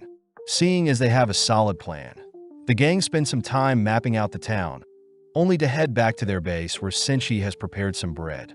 Seeing as they made the mistake of fighting the dragon on an empty stomach last time, the gang indulge in Senshi's deep-fried breaded fog. Appreciating the moment, Laos thanks everyone for making it this far with him, all suddenly hearing the red dragon appear. With some final words of encouragement, Marcel casts some defensive spells on the boys, only for the party to get into positions. With Marcel stationed inside a castle, she finishes up preparations, reasoning that an all-out stun spell would be more useful than several small explosions. Scouring the area, the red dragon locks onto Laos and the others, rushing after the gang at a moderate pace, only to be lured down an alley. Seeing as the dragon can't pass through the tight alley as easily, our trio intentionally draws out the dragon's breath, only to hold up Senshi's pot as a shield, amazed that the pot along with Marcel's spells protected them. Sadly, the lid is too hot for Laos to hold, forcing the trio to continue down the tunnel, rushing into a spare room upon seeing the dragon firing off another breath. Off in the distance, Marcel witnesses several explosions as planned, horrified to see the trio rushing towards her ahead of schedule. Having no time to think, Marcel detonates the building below her, perfectly collapsing the building onto the dragon. But in mere moments, the dragon emerges from the rubble unharmed. With Marcel flung away, the trio choose to play dead, noticing the dragon tower over them. But before Laos can reach the dragon's neck with his sword chooses to flee, forcing everyone to retreat below the red dragon. Seeing no way out, Marcel tries to draw the dragon's attention, but when Senshi cleaves at the beast with his axe, his blade shatters. As a last resort, Senshi unveils his mithril cooking knife, a blade that Laos plunges into the dragon seamlessly, but realizes it's too short to do any impactful damage. As the dragon begins flattening their location, Marcel rushes to find a solution, all whilst the boys are slowly backed away from Laos's sword, all beginning to despair. Senshi steals his resolve, stating that he'll draw the dragon's attention, rushing towards Laos's sword only to be crushed before he can reach it. Seeing Senshi barely alive, Chilchuck holds Laos back from rushing out mindlessly, instead asking Laos to find Marcel, all whilst Chilchuck checks on Senshi. Spotting Senshi's cooking knife, Chilchuck tosses the blade into the dragon's eye, giving Senshi enough time to toss Laos's blade. With Laos rushing into a destroyed building with Senshi's pan, Senshi and Chilchuck are smothered in rubble, all whilst Laos manages to run into Marcel. As Laos reports that the others are running out of time, he states he'll head upstairs where Marcel will blow him towards the dragon neck, using the dragon's damaged eye as a way to sneak towards its neck. Reassuring Marcel that their plan will work, Laos has Marcel set up an explosion spell, blowing Laos perfectly onto the dragon's face. Having predicted that the dragon would flail, Laos holds on tight, using the memories of Fallon to motivate Laos to place his leg into the jaws of the dragon. From there, Laos anchors his leg in the dragon's jaw, pivoting only to stab at the weak spot in the dragon's neck. With both Laos and the dragon collapsing due to their wounds, we follow Laos as he revisits a memory of him with Fallon visiting a nearby graveyard to investigate some ghosts. When Laos had run into a ghost, the ghost had begged Laos to help him, freezing Laos over. Luckily, their father had managed to arrive before things got serious. But Fallon had listened to the ghost, instructing the villagers to remove the ring from a recently deceased man. From that day forward, Laos had encouraged Fallon to dive deeper into her knowledge of ghost magic, offering to travel everywhere with Fallon. Flashing forward, Laos sees Fallon leaving him, suddenly waking up to hear Marcel has stopped his severed leg from bleeding. As Marcel heads to search for the others, she is relieved to see the boys aren't dead, swiftly healing Chilchuck only to offer to heal Senshi. Retrieving Laos's severed leg, Marcel stitches his leg, reassuring his itchiness is simply a side effect of healing magic. Having succeeded in slaying the dragon, the gang are grateful for one another, but Chilchuck wants to ask about Laos's sword later. First, they slice open the scales guarding the dragon's stomach, slowly making their way around the ribs only to pull out the stomach. As it's the moment of truth, the gang cut open the stomach, mortified to see it's empty, quickly searching the intestine only to realize there is nothing in there as well. Realizing there is still hope, the gang slice open the dragon's fuel sack, uncovering human hair lodged inside. Racing to search for human remains, they begin cleaning off the remains they find, first uncovering Fallon's staff only to discover a human skull. With everyone speechless, Marcel admits she is unsure if revival is possible for the corpse, but Laos refuses to give up, searching for the remainder of the bones as he plans to take it to the resurrection office. Marcel states that they shouldn't move the corpse as it may disrupt the corpse's connection to the soul. Plus, they normally need double the flesh and blood of the victim to be sacrificed to fully revive someone. Knowing that this is the perfect time, Marcel reveals she used to study ancient magic that now is banned, magic people know as black magic. When Marcel asks if she has permission to attempt to revive Fallon, Laos immediately asks Marcel to pull the trigger, seeing as they can use the dragon's remains as sacrifice. Slicing her hand, Marcel infuses her blood into the staff, starting off by reconstructing Fallon's skeletal structure. But first, they must separate Fallon's bones from the ward bones the dragon also consumed. By tackling different body parts at a time, the gang separates out Fallon's skull, spine, legs, arms, and finally the smaller, more intricate pieces. With Fallon and the wargs separated, Marcel begins her incantation, uttering some tongues as the surrounding skies become dark, watching as the blood and remains of the dragon begin slowly warping around Fallon's skeleton. As Marcel collapses, Laos heads over to the corpse, watching as it sits up. Hearing its voice, Laos is relieved to see Fallon is alive, rushing to cover her up as Laos wakes Marcel to tell her the good news. Seeing her best friend, Marcel leaps into Fallon's arms, breaking down as Chilchuck introduces Senshi to Fallon. Seeing as they need to eat, the girls first head to clean off, prompting Marcel to scrub Fallon clean as she checks every nook and cranny of Fallon's body. Seeing Marcel pretty depleted of mana, Fallon attempts to share her mana with Marcel, but Marcel asks Fallon to hold back until she's better. Fallon admits that she doesn't remember what happened, freaking out as she demands to know what happened to the others that fought the Red Dragon, but is relieved hearing everyone made it out safe. Fallon does ask what the bloody magic circle is on the floor, asked by Marcel to not stress out about such things since they can remove the circle and move on with life, especially since Fallon has returned to them. Back outside, Chilchuck asks what Laos will do moving forward, knowing they'll have to take the main road to head out of the dungeon. Laos admits he'll just figure things out once they make it out of the dungeon, but Chilchuck finds it strange that Marcel hid her black magic from everyone plus an elf like her doesn't yearn to explore the dungeon.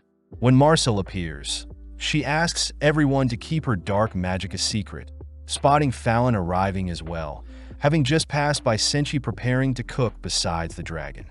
With everyone rushing towards Senshi's location, Leos cries that Senshi shouldn't start a fire near the dragon's spilled oiled bag, but sadly it's too late, all suddenly engulfed in flames as Senshi lights a fire. Luckily, the gang are protected by some magic, revealed to be Fallon, who instinctively casted some barrier magic to protect everyone. But the gang are upset the stomach section of the dragon is on fire and will take some time to put out. Improvising, Senshi mixes up some dough, making use of the dragon's tail to harvest some meat, only to serve some pizzas and huge chunks of roasted dragon's meat. Taking the first bite, Fallon becomes addicted to the monster's meat, prompting the others to dig in as they compare the dragon's tender taste to other monsters. Seeing Leos get fired up over the dragon's meat, Fallon learns that the gang had to hunt and cook monsters to survive, but this amazes Fallon as she wants to hear all about the gang's adventure.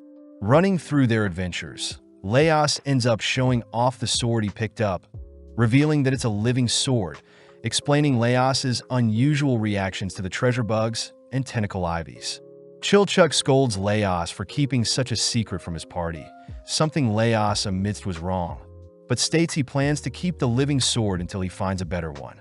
Settling in for the night, the gang are excited to sleep on beds, but Fallon turns to spot a little girl, apologizing as they'll be using her home for the night. With Leos confirming that Fallon was speaking with a ghost, Fallon and Marcel decide to share a bed, exciting Marcel as she exclaims how relieved she is to see Fallon is back with them. Choosing to say good night to Leos, Fallon notices Leos scratching his leg, instantly healing the stitch as she accuses Leos of doing something crazy. Firing back, Leos asks that Fallon never risk her life to save his again, both promising to keep each other safe, but Fallon admits she can't remember everything just yet. As Fallon and the others head to sleep, we cut outside to the magic blood circle Marcel drew, watching as an elf discovers what remains of Marcel's ancient magic. At night, Senshi prioritizes rationing out the dragon's meat, but out of nowhere Fallon awakens, slowly heading outside, only to begin mindlessly roaming the streets. Although the ghosts tug at Fallon doesn't budge, only to stand before the mysterious elf. The elf demands to know what Fallon is doing, having already assigned her to search for a certain king. But at the same time, we see Leos has awoken as well. Having heard a loud noise, Leos notices Fallon is no longer sleeping with Marcel, waking Marcel up only to learn that Fallon must have snuck out of their room, horrified to realize she leapt from such a height. Freaked out, Leos quickly heads outside to search for Fallon, but seeing the dragon's corpse further decaying, Leos uncovers Fallon had knelt down and is muttering to herself. Checking on Fallon, Leos's sword begins to react, all whilst Leos hears Fallon saying she needs to search for Lord Delgal. Before Leos can react, the elf suddenly appears behind him, revealing that everything on this earth belongs to King Delgal, something that terrifies Leos as he recognizes the elf from the painting he entered. With all the pieces falling together, Leos deduces that the elf before him is the lunatic magician who created the dungeon, frozen in place as the elf reaches out to him. Luckily, Marcel fires off a warning shot ordering the elf to not move, but as the elf locks onto Marcel and the others, Leos tries to escape with Fallon. Sadly, Fallon begins to act strange, monstrally knocking Leos away, but at the same time we see the elf reveal a spellbook of their own. In mere moments, the elf begins uttering an ancient spell that summons forth creatures from the dragon's blood, an attack Marcel can't evade. Seeing as ordinary magic won't phase the bloody summons, Marcel uses her own blood to overwrite the attacking creatures, something that surprises everyone. Having cleared the creatures, Marcel asks if the elf is the creator of the dungeon, but the elf simply creates a rift in the ground, plunging the gang into a deeper floor. As the elf turns to face Fallon, we see several ghosts intervene, but the elf doesn't attack them, reassuring the ghosts that the king will return and they can all celebrate together. Standing before Fallon, the elf calls for Fallon to reveal its true form, choosing to gift Fallon with a new body as it demands Fallon to continue with its original mission. Following the gang, they seem to be trapped in a brick box, all freaking out as the walls begin to close in on them. But as Marcel prays for a second chance at life, several ghost hands appear through the wall, pulling Marcel through a trapdoor.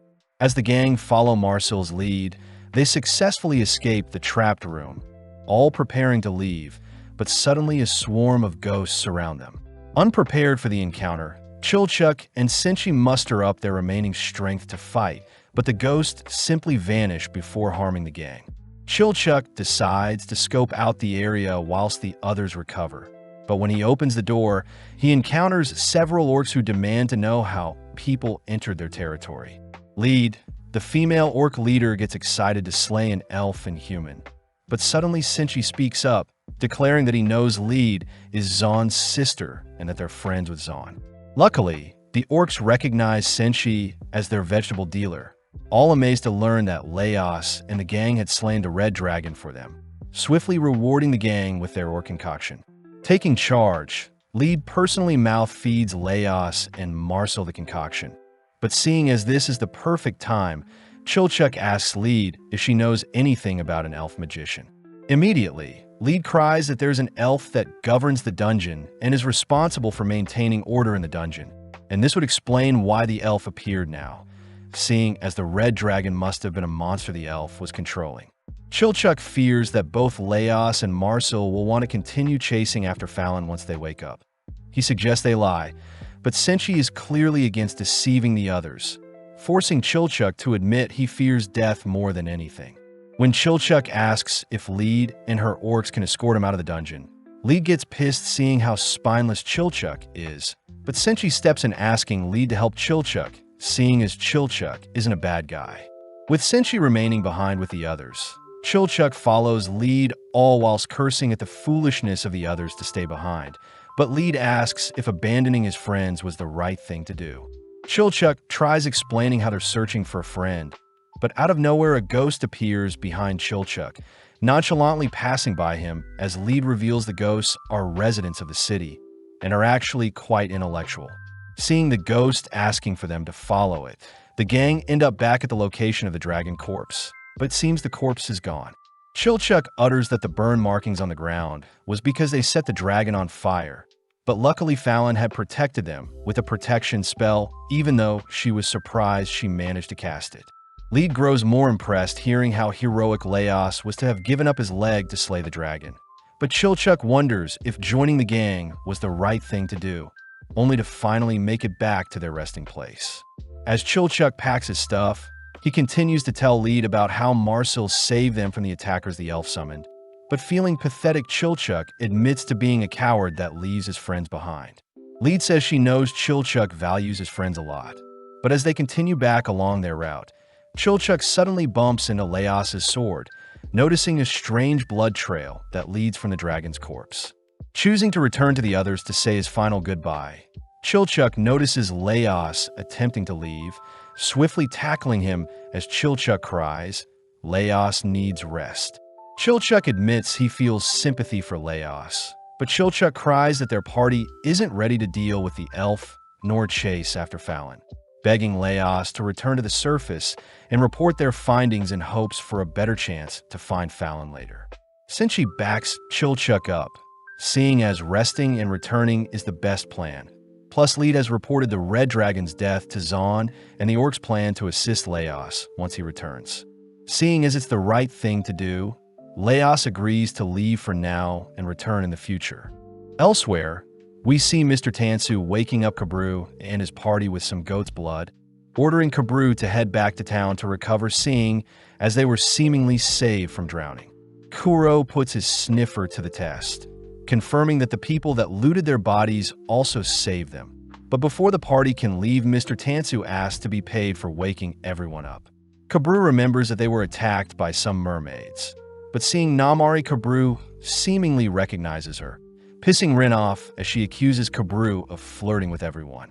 Mick Bell cries that their rations have also been looted, but making the right decision, Kabru declares that their party will head back to the surface to restock, seeing as they're lucky to be saved in the first place. Following their captain's lead, they all agree to prioritize their safety, but as they all cross the lake towards the stair that leads upwards, Kabru notices an absurd amount of fog enshrouding them. Seeing as his party has vanished, Kabru draws his sword, spotting a fishman marching towards him. Realizing that he's surrounded, Kabru desperately defends for dear life. But feeling the weight of the attacking monster strikes, Kabru drops his sword, tackling the monster in front of him to the ground. Kabru realizes the monster before him is his party member Dia the dwarf, uttering that there has been illusion magic cast around them to trick them into fighting each other. But having identified Kuro, Home, and Mick, Kabru realizes Rin herself has begun to cast a spell. Fearing the aftermath of Rin's magic, Kabru rushes to kiss Rin, smoothly stopping Rin from blowing up her own party.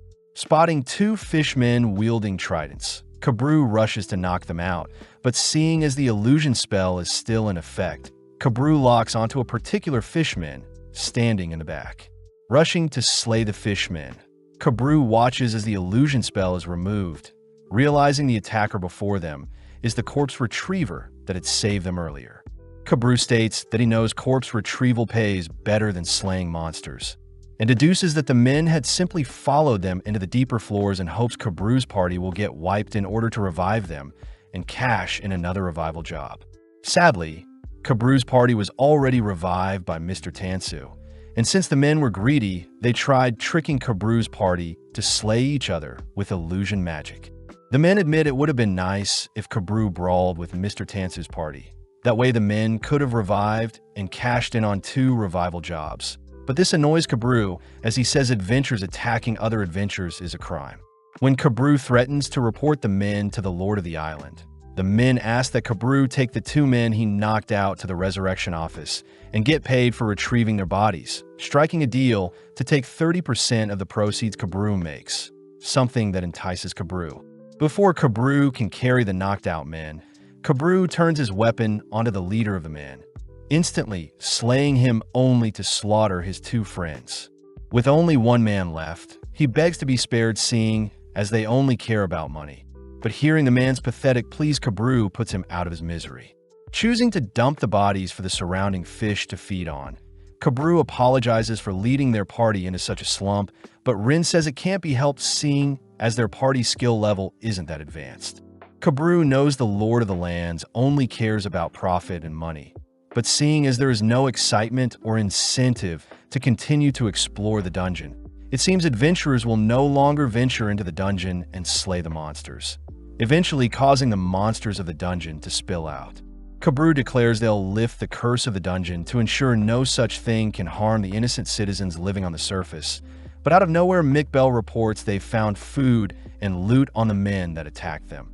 But sadly, Kabru says they'll only be taking the men's food and dumping the remainder in the lake. With Kabru's party agreeing to be kind souls, they all settle for a well-earned meal, all wondering how such scummy men made it past the screening process to claim rewards, or if the men are part of a more larger corrupt operation, regrettably agreeing that they won't be reporting the men to the Lord of the Land. Kabru fears that newbie adventurers like Doni would be affected, but changing topics, Kabru wonders who the party of 4 that save them are, surprised that an elf was amongst them. Kabru asks Rin and Home if they recognize the ghost warding spell cast on them, prompting Rin to inspect the blonde hair tied around Kabru's arm, annoyingly stating that the spell must be the work of an honor student that graduated from a top magic school. Realizing something, Kabru utters that it would be an honor, in fact, to meet the party that saved them, suspecting the Tudin siblings to be the one to have been their saviors. Home asks why Cabris believes it was the Tudin siblings, hearing that Fallon graduated from a magic school, and seeing as Fallon was close with an elf that also graduated from the same magic school. It has to be them. Kabru also deduces that the party must have been venturing into the dungeon to retrieve a lost party member, and seeing as they just saw Namari with a different party, Kabru suspects their original party broke up due to income and goal disputes. Kabru also mentions how there must be a new dwarf in their party, seeing as Kuro smelled a dwarf with Leos's current party, but Dia brings up that Namari is the daughter of the prestigious arms dealer of the island, but was kicked out for embezzlement one day. Mick adds that Chilchuk is a middle-aged man that is only after money. As for Shuro, Mick asks if Rin knows anything, seeing as they're both Easterners, but seeing as they're from different islands, she has nothing on Shuro. Kabru says he heard Shuro had come to their land with several others and joined Leos's party to test his skills. But now that they've left the party, Kabru can't help but grow more excited to uncover everyone's motives for doing things. Kabru's party hear that Leos used to peel gold and share his funds with sick adventurers. But this caused most adventurers to pretend to be ill and take advantage of Leos's kindness, meaning Leos himself is not to be trusted with inheriting the dungeon, seeing as Kabru himself will be the one to rule the dungeon. Sadly, seeing as they've got a long way to go, they continue over the lake, but as hundreds of fish swarm them, the gang spot a massive sea serpent attacking them. Kabru is overwhelmed seeing the creature and knocking around his party, but attempting to calm his breathing, Kabru focuses on the serpent's movements. Before Kabru can attack the serpent, Hein appears, tossing an explosive into the serpent, only to call for Inyate to blow the creature back. As the finishing touch, Shuro himself decapitates the creature with a single slash.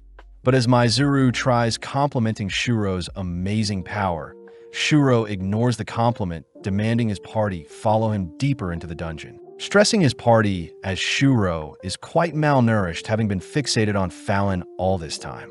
Having a stroke of luck, Kabru thanks Shuro's party for saving him, greeting Shuro only to reveal that he has information on Fallon, something that immediately catches Shuro's attention as they all agree to merge parties. Back with Leos's party, 2 days have passed, but they are apparently lost with no idea of how to leave their location. Chilchuck is annoyed seeing as the original layout of the floor is changing, something Marcel believes to be the work of the Mad Magician. And seeing as there are monsters roaming the area, the gang will have to be sneaky. With the Red Dragon gone, the city's monsters have begun to return, but worst of all, both Leos and Marcel both seem to be exhausted and hungry, something that makes Senshi guilty as he feels responsible for feeding the party. Luckily, Chilchuck manages to sniff out some flowers, rushing over to inspect the location only to uncover a graveyard with mysterious people seemingly embracing each other. Before Chilchuck is entranced, Senshi covers Chilchuck's eyes, leading the entities to lunge at Chilchuck, but Leos appears cutting open one of the attackers. Seeing a mist appear from the entities, Leos declares the creatures to be dryad flowers, entities that emit spores that cause hay fever. Since both Senshi and Leos have been blinded by their allergies, Chilchuck is forced to help guide Senshi to slay an attacking dryad, only to be sprayed with more pollen. With only one dryad left, Chilchuck is forced to rely on his senses now that he is blinded as well, barely able to slay the last dryad. Elsewhere, Marcel is seen depressed about her broken staff, horrified to see the boys return after slaying some dryads, creatures that are neither male nor female. Seeing as they're out of food, Leos discovers some dryad fruits they can devour, but Senshi wonders why the last dryad they slayed didn't release any pollen. Leos says the last dryad must have been female and must have been protecting its fruits before pollination. But as the gang plucks some buds that are meant to grow into dryads in the future, they manage to gather a decent harvest alongside some mandrakes. Getting to work, Senshi begins dicing and boiling a portion of the ingredients, creating a mash. Next, Senshi chooses to grill the dryad buds, topping them with cheese to create some pumpkin pottage and sauté buds. Marcel is still against consuming such grotesque vegetables, but delighted by the sweet taste, Marcel quietly accepts the meal, prompting Leos to savor the cheesy buds.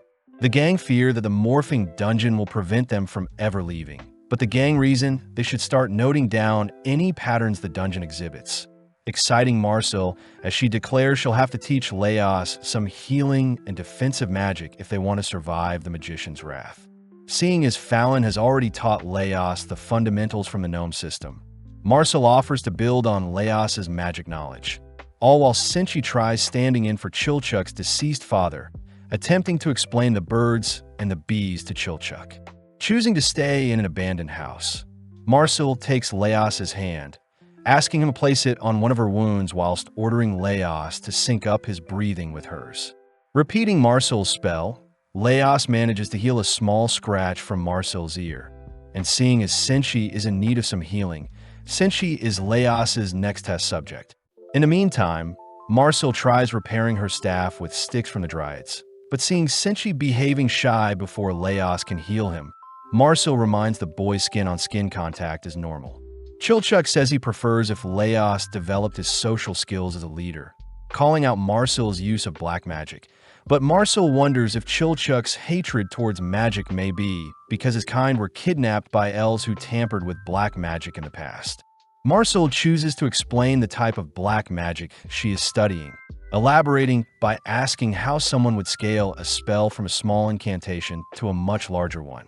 Marcel says she mainly uses coordinate magic, similar magic that connects sections of the dungeon to other dimensions and allows monsters to be summoned in the first place.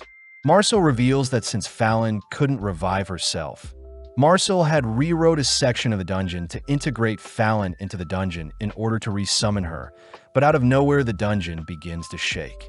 Glancing outside, the gang notice bricks from a nearby castle moving strangely. But before the gang can investigate, Leos collapses, experiencing mana sickness as it is his first time using magic. The gang chooses to leave Leos to suffer and recover on the floor, inspecting the shifting dungeon structure. But as the gang leave from a moving platform, they suddenly encounter a cockatrice, a more dangerous version of the basilisk. As the gang flee into the nearest room, Senshi declares that the cockatrice's snake head allows the monster to pick up heat signatures and has a petrifying bite, plus the rooster head has heightened vision, making fleeing a difficult option for the gang. Remembering how Leos fought the basilisk, Marcel begrudgingly heads outside, fearing that her shouting and wailing won't intimidate the creature, but seeing as she is the tallest out of the trio, she steals her resolve. Turning the corner, Marcel draws the creature's attention with a massive explosion, prompting Senshi to strike the snake head, but his cut is too shallow. Realizing she messed up, Marcel is forced to tank a snake bite, barely managing to explode away the snake head, all while Senshi follows up by cleaving at the rooster head, successfully slaying the creature. Returning to Leos, the gang report Marcel's snake bite, horrifying Leos as he orders Marcel to huddle up and wait for the petrification to take action. But Marcel cries for a solution. Suddenly, Marcel's body turns to stone, annoying Leos as her body is in an awkward position to move. Apparently, petrification is a curse that you can naturally heal from, but there is also the option of searching for other adventures with a healer that could reverse such a curse. But Leos himself says he could try to heal Marcel, as Leos gets to work searching for a spell to reverse Marcel's curse. Chilchuk fears that Marcel will topple over and break, so Senshi uses her to help hold and store some of their food. With 4 days passing of trial and error, the gang try plastering Marcel with some herbs, all whilst Leos tries out another spell, but surprisingly Marcel is finally freed from her stone prison. Heading outside, Chilchuk reports he had managed to jot down some patterns the dungeon is exhibiting, first declaring that when a path closes another opens. Next is the number of buildings and items within them all stay the same after each dungeon shift. Houses can never transform into graveyards. Bricks from walls spiral clockwise regularly, and the nearby stone statues never move. Putting everything together, Chilchuk guides the gang towards the home they stayed in with Fallon. But Chilchuk remembers the pull of blood with something being dragged away from it, stressing that Leos and Marcel may want to continue searching if they think it may have been Fallon. The gang find it weird that the dragon's corpse had completely vanished, but when Leos heads to inspect a crack in the nearby wall, he suddenly falls back, spotting a zombie-like creature speaking to him. Marcel asks what Leos just saw, hearing that a monster told Leos that the magician's eye will be upon him. Right on cue, the sounds of the magician's summons can be heard nearby, forcing Marcel to stuff the gang into the nearby wall, managing to evade the creature's surveillance, only to emerge from the walls. Leos recognizes the gooey wall to house dungeon cleaners, small creatures that devour anything like rubble and excrete what they consume to patch up the dungeon. Continuing to follow Chilchuk, the gang successfully make it to some stairs, all preparing to feast on another meal, all whilst Marcel dons her frog suit. Senshi starts by mincing the cockatrice meat, all while stir-frying it with some dried leaves, finally adding the mixture to some grains and topping the item with some egg sauce. The gang are impressed by Senshi's brick-baked meal, But Laos realizes the bricks that are holding the meal are made from dungeon cleaners, swiftly trying the brick itself only to be disgusted. As the gang eats, we see Shuro's party suddenly appear, all tying up and preparing to slay Laos and his party. But luckily Shuro orders his party to stand down. Laos is glad to see Shuro again, starting off by introducing Shuro to Senshi. But before Laos can continue eating, he notices Shuro has quite a large group. Speechless, Kabru takes the chance to introduce himself to Laos. But as Laos and the others talk, Kabru continues to monitor Laos. Rin asks why Kabru didn't confront Laos about stealing from their party. But glaring at Rin, Kabru says Laos doesn't seem like a bad guy, plus Kabru is curious to learn from Laos along with any of his future plans. Laos tells Shuro about how they were trapped in their current floor, but thanks to Chilchuk's keen senses, they made it to their current location. But Chilchuk takes the chance to tease Shuro for the abundance of girls in his party. Shuro reassures everyone that the girls are his retainers, apologizing for leaving the party after Fallon helped him escape, but Shuro had to rally together a stronger team before he was comfortable with slaying the Red Dragon. Luckily, Marcel declares that their four-man team was able to slay the Red Dragon, piquing everyone's interest as Shuro himself asks about Fallon. But suddenly Shuro collapses to the ground exhausted. Maizuru begs Shuro to eat, revealing that Shuro hasn't slept or eaten in days. But Laos finally steps in, promising to tell Shuro everything if he eats and sleeps, convincing Shuro to finally ask for his first meal in a while. Immediately, Maizuru orders Inyatade to fetch some water whilst Hein and Benikadori cook some rice. As for Asabi, she is tasked with guarding Shuro. Seeing so many people gathered, Laos advises that they split up, prompting Maizuru to task Rin, Home, and Marcel with erecting a barrier to protect their current location. As for Laos and Kabru, they help take Shuro elsewhere to rest and eat. As the others help with starting a fire, Laos is seen explaining their encounter with the lunatic mage after slaying the Red Dragon after reviving Fallon only for her to be kidnapped. But Kabru asks to know how they escaped the magician. Laos chooses to conceal Marcel's black magic, instead explaining that they've been dining on the monsters they've slain, something Kabru finds hilarious. Shuro asks if Laos knows where Fallon could be, wondering if the orcs may be involved, but Laos reassures everyone that the orcs are working with them. When Laos utters that Fallon may have been taken to a deeper floor, he asks to speak alone with Shuro. But as Asabi guides Kabru elsewhere, we see Senshi and Maizuru discuss the importance of a well-balanced meal. Maizuru reveals that she would always cook for Shuro when he was younger, but one day Shuro had begged Maizuru to help him retrieve Fallon. A first for the young master, plus it was a northern girl that Shuro was obsessed with. Maizuru wonders how she can convince Shuro to move on from Fallon. But seeing as she must serve Shuro, Maizuru says she'll put her full efforts into ensuring Shuro is happy. Having created a standard Eastern meal, Senshi and Maizuru rush over to serve Shuro the meal. But upon entering the room, we see Shuro choking out Laos.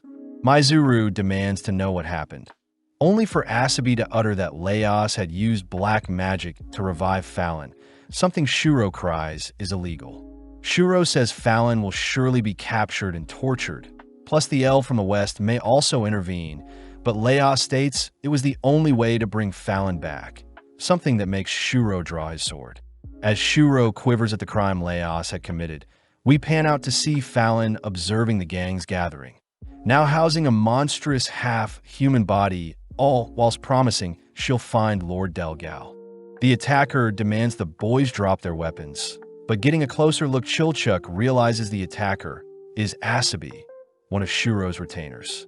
Asabi demands that Marcel free her using her black magic, but Marcel doesn't know what Asabi is talking about, learning that Asabi has a curse around her neck whilst the second curse is keeping her as a Beastman. Chilchuk knows that Beastman can be genetically engineered and are normally created with the use of black magic and involve mixing the souls of a human and beast. Marcel starts by inspecting the curse and Asabi's neck, hearing that the curse may harm Asabi if Maizuru herself doesn't refresh the cooldown. But as Marcel works on dispelling the Eastern curse, Asabi demands to be fed. Spotting some leftover rations, Asabi scoffs down the item, only to begin choking on the meal, prompting Senshi to promise to make a warm drink for her. Senshi gets to work cooking some garlic, rice, and mushrooms. Saddened to see this is all he can make, but luckily he has cheese to finish up the risotto. At first, Asabi refuses to eat such a meal, but upon catching a whiff of the scrumptious food, Asabi scoffs down the meal like a child. The gang can't help but notice how sporadic Asabi is eating, but upon seeing Asabi being picky and tossing away some mushrooms, Senshi gets pissed, ordering Asabi to treat her food with respect and eat what she threw away. With Asabi refusing, Asabi's neck curse suddenly gives rise to a monstrous entity that stabs at Asabi. Luckily, Senshi tackles Asabi to safety, fixated on teaching Asabi proper table manners. But seeing the entity approaching Senshi from behind, Laos rushes to cut it down. Magically, Laos misses the target, crying out for Senshi to be careful. But inspecting the creature, Senshi identifies the entity to be holding a delicate meat carving knife. As Senshi retrieves his pot, he manages to block the entity's strike, ultimately shattering its delicate blade. Following up, Senshi manages to pin the creature to a wall, allowing Laos to set the creature on fire. Asabi is surprised Laos and his party is so caring for her, choosing to reveal that she's been searching all her life for someone to help break her curses. But Marcel sadly informs Asabi that she has no idea of how she can separate Asabi from the beast soul within her. Marcel likens it to Asabi's body being the shell of an egg, and her human and beast souls are yolks and egg white that have been mixed together, something Marcel has no way of separating. Asabi demands to know why Laos and his party are chasing after Fallon then, hearing that Laos isn't too sure himself as he plans on at least reaching Fallon and stopping her from attacking others. Plus, they can't return to the surface, seeing as they'll be restrained for using black magic. Asabi begins to despair, seeing as her cursed beast body can never be fixed. But the gang does reassure Asabi that once they confront the Lord of the Dungeon, they may be able to fix both Fallon and Asabi all together. Seeing as the gang is recruiting her, Asabi asks to be called Izutsumi. That night, Laos dreams of his parents ordering him to leave his adventuring duties behind, reminding Laos that he'll always be a failure having already dropped out of school and the army. Plus, the voices in his head remind Laos that he is quite gullible. Flashing back, we see Marcel offer to stand guard whilst the others sleep, but seeing as she's exhausted, Laos forces Marcel to head to bed. Instantly, Marcel falls asleep, but the gang are worried seeing her painful grunts whilst sleeping. Laos recognizes the pain to be because of a nightmare, a phenomenon that haunts people sleeping and can even cause death. And seeing as you shouldn't wake people when they're experiencing a nightmare, Laos reasons he should delve into Marcel's dream and wake her up. Using Marcel as a pillow, we cut back into Laos's dream where he manages to fight off the negative voices in his head, only to transform and begin digging into Marcel's dream. Flung into a strange-looking library, Laos hears a younger Marcel calling out to him, but when Laos tries waking Marcel up, a tremor can be felt. Immediately, Marcel and Laos flee, all whilst Marcel utter that her papa and Pippi had been eaten by a monster. Although being chased in a dream is quite common, Laos remembers a time when Fallon helped free Shuro from his nightmare, telling Laos that shielding the dreamer from their past trauma and scars is what frees them from their nightmare. Laos declares he'll slay the creature chasing them, but getting a peek at the monstrosity chasing them, our duo flee for dear life, both confused as to what the creature is. Seeing Marcel cower in fear, Laos reassures Marcel they'll defeat the creature, but racking his brain for the classification of the monster they're facing, Laos realizes the monster must be a worm from the dragon family. As Laos lists off the features of the worm, Marcel signals to Laos that the monster is caught up to them, both barely escaping the grasp of the monster, but having been grazed by the monster, Laos's face begins to deform. At the same time, the surrounding area begins to morph and bend, a result of the dreamer feeling more anxious and scared. Laos fears what will happen if he passes away in someone else's dream, putting on a smile only to remind Marcel that she can use magic to attack the creature. Marcel begins hugging her doll more tightly, uttering that she had tried using magic, but it failed, something that makes Leos realize that Marcel is feeling guilty for Fallon's transformation, and Marcel's nightmare revolves around her fear of death. Leos states that running away will do them no good, instead dragging Marcel towards the monster only to reassure Marcel that Fallon can be resurrected countless times in the dungeon. Strangely enough, the monster tries sucking only Leos in, but Marcel manages to save him, both continuing to flee from the monster. Leos wonders if his morph face is due to him suddenly aging sporadically. But suddenly Leos hears Marcel cry that during her papa's funeral, her mother had told Marcel that she runs faster than others, and that the reason the people around her pass before she does. Leos learns that Pippi is Marcel's pet bird, and that Marcel is actually afraid of others passing away and leaving her alone. But as the creature appears, Leos cries for Marcel to believe in herself. As the creature drags Leos away, he reminds Marcel she is capable of amazing things, ultimately giving Marcel the courage to manifest a spell book that finally eradicates the creature. As both Leos and Marcel awaken from their nightmare, Leos reveals that there were nightmare monsters hidden in Marcel's. Not too long after, the gang stumble onto some bloodied stairs, signs that Fallon must have squeezed down the stairs before them. Reaching floor 6, the level is known to have many tunnels dug by ancient dwarves, all intricate and endless, but seeing the snow brushing past them, Leos says something is off, seeing as the 6th floor is meant to be hot and humid. Chilchuck says he definitely recognizes their path, seeing as the red dragon wiped them out on the 6th floor, and the change in temperature may be due to the shifting dungeon. Leos says it is hard to follow Fallon's bloodied tracks with the snow covering it, but the gang reason they should head to where they were wiped out in hopes of retrieving their belongings. Chilchuck demands to know what Leos plans to do with the Mad Magician.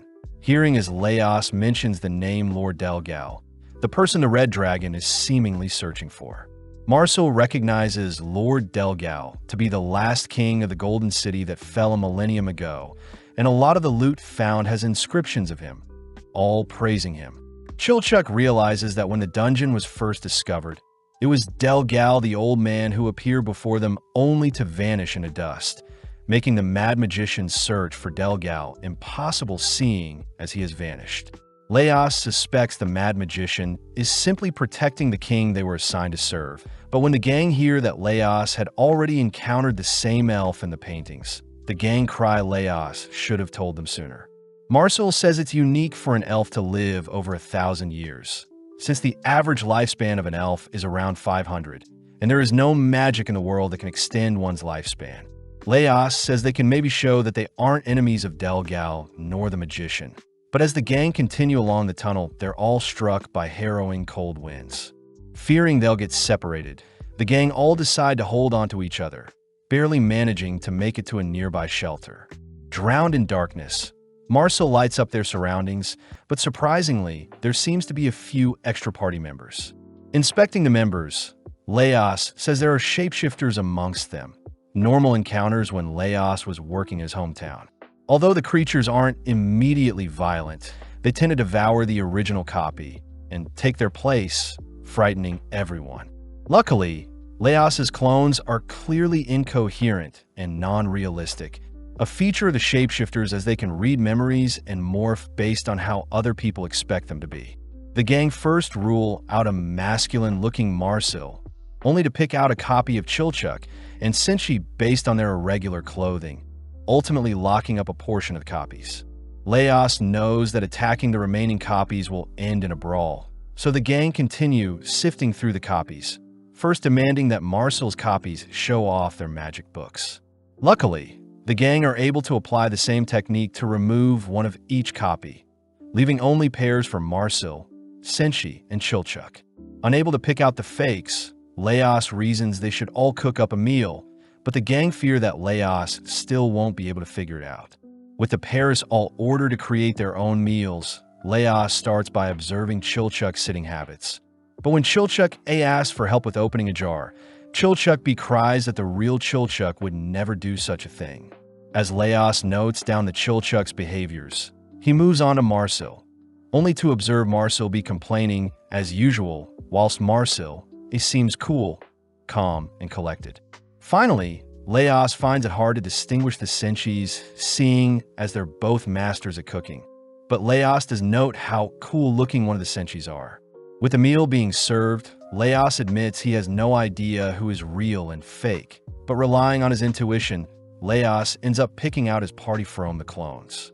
Immediately, the pairs begin to bicker and argue, but Leos reasons that shapeshifters must be carnivores or omnivores since they eat humans, plus the shapeshifters shouldn't be able to cook. Seeing as the shapeshifters reside in locations with low visibility and only target the weak, Leos deduces that a greater enemy is waiting for them to tire themselves out. But seeing no other choice, Leos prepares to reveal his trump card. Getting on his hands and knees, Leos begins to howl and bark at the enemy ahead, channeling his experience playing with dogs to threaten the creature in the shadows. But suddenly, the shapeshifters disperse as the beast in the shadow appears before our gang. Knowing that the first to flinch is the loser, both Leos and the beast rush each other. But funnily enough, Marcel blows up the monster with a single spell. When the gang checks on Leos, they also notice the meals they made have all turned into leaves, forcing the gang to whip up another meal. The gang take the chance to praise Leos from being able to discern them from the shapeshifters, all sharing a meal only for Senshi to realize that their items they had been gifted from Shuro have been stolen.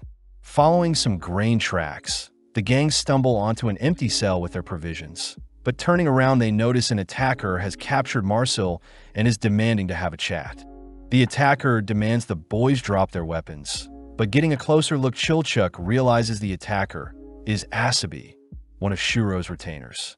Asabi demands that Marcel free her using her black magic, but Marcel doesn't know what Asabi is talking about, learning that Asabi has a curse around her neck whilst the second curse is keeping her as a beastman. Chilchuk knows that beastman can be genetically engineered and are normally created with the use of black magic and involve mixing the souls of a human and beast. Marcel starts by inspecting the curse and Asabi's neck, hearing that the curse may harm Asabi if Maizuru herself doesn't refresh the cooldown. But as Marcel works on dispelling the Eastern curse, Asabi demands to be fed. Spotting some leftover rations, Asabi scoffs down the item, only to begin choking on the meal, prompting Senshi to promise to make a warm drink for her. Senshi gets to work cooking some garlic, rice, and mushrooms. Saddened to see this is all he can make, but luckily he has cheese to finish up the risotto. At first, Asabi refuses to eat such a meal, but upon catching a whiff of the scrumptious food, Asabi scoffs down the meal like a child. The gang can't help but notice how sporadic Asabi is eating. But upon seeing Asabi being picky and tossing away some mushrooms, Senshi gets pissed, ordering Asabi to treat her food with respect and eat what she threw away. With Asabi refusing, Asabi's neck curse suddenly gives rise to a monstrous entity that stabs at Asabi. Luckily, Senshi tackles Asabi to safety, fixated on teaching Asabi proper table manners. But seeing the entity approaching Senshi from behind, Leos rushes to cut it down. Magically, Leos misses the target, crying out for Senshi to be careful. But inspecting the creature, Senshi identifies the entity to be holding a delicate meat carving knife. As Senshi retrieves his pot, he manages to block the entity's strike, ultimately shattering its delicate blade. Following up, Senshi manages to pin the creature to a wall, allowing Leos to set the creature on fire. Asabi is surprised Leos and his party is so caring for her, choosing to reveal that she's been searching all her life for someone to help break her curses. But Marcel sadly informs Asabi that she has no idea of how she can separate Asabi from the beast soul within her. Marcel likens it to Asabi's body being the shell of an egg, and her human and beast souls are yolks and egg white that have been mixed together, something Marcel has no way of separating. Asabi demands to know why Leos and his party are chasing after Fallon then, hearing that Leos isn't too sure himself as he plans on at least reaching Fallon and stopping her from attacking others. Plus, they can't return to the surface, seeing as they'll be restrained for using black magic. Asabi begins to despair, seeing as her cursed beast body can never be fixed. But the gang does reassure Asabi that once they confront the Lord of the Dungeon, they may be able to fix both Fallon and Asabi altogether. Seeing as the gang is recruiting her, Asabi asks to be called Izutsumi. That night, Leos dreams of his parents ordering him to leave his adventuring duties behind, reminding Leos that he'll always be a failure having already dropped out of school and the army. Plus, the voices in his head remind Leos that he is quite gullible. Flashing back, we see Marcel offer to stand guard whilst the others sleep, but seeing as she's exhausted, Leos forces Marcel to head to bed. Instantly, Marcel falls asleep, but the gang are worried seeing her painful grunts whilst sleeping.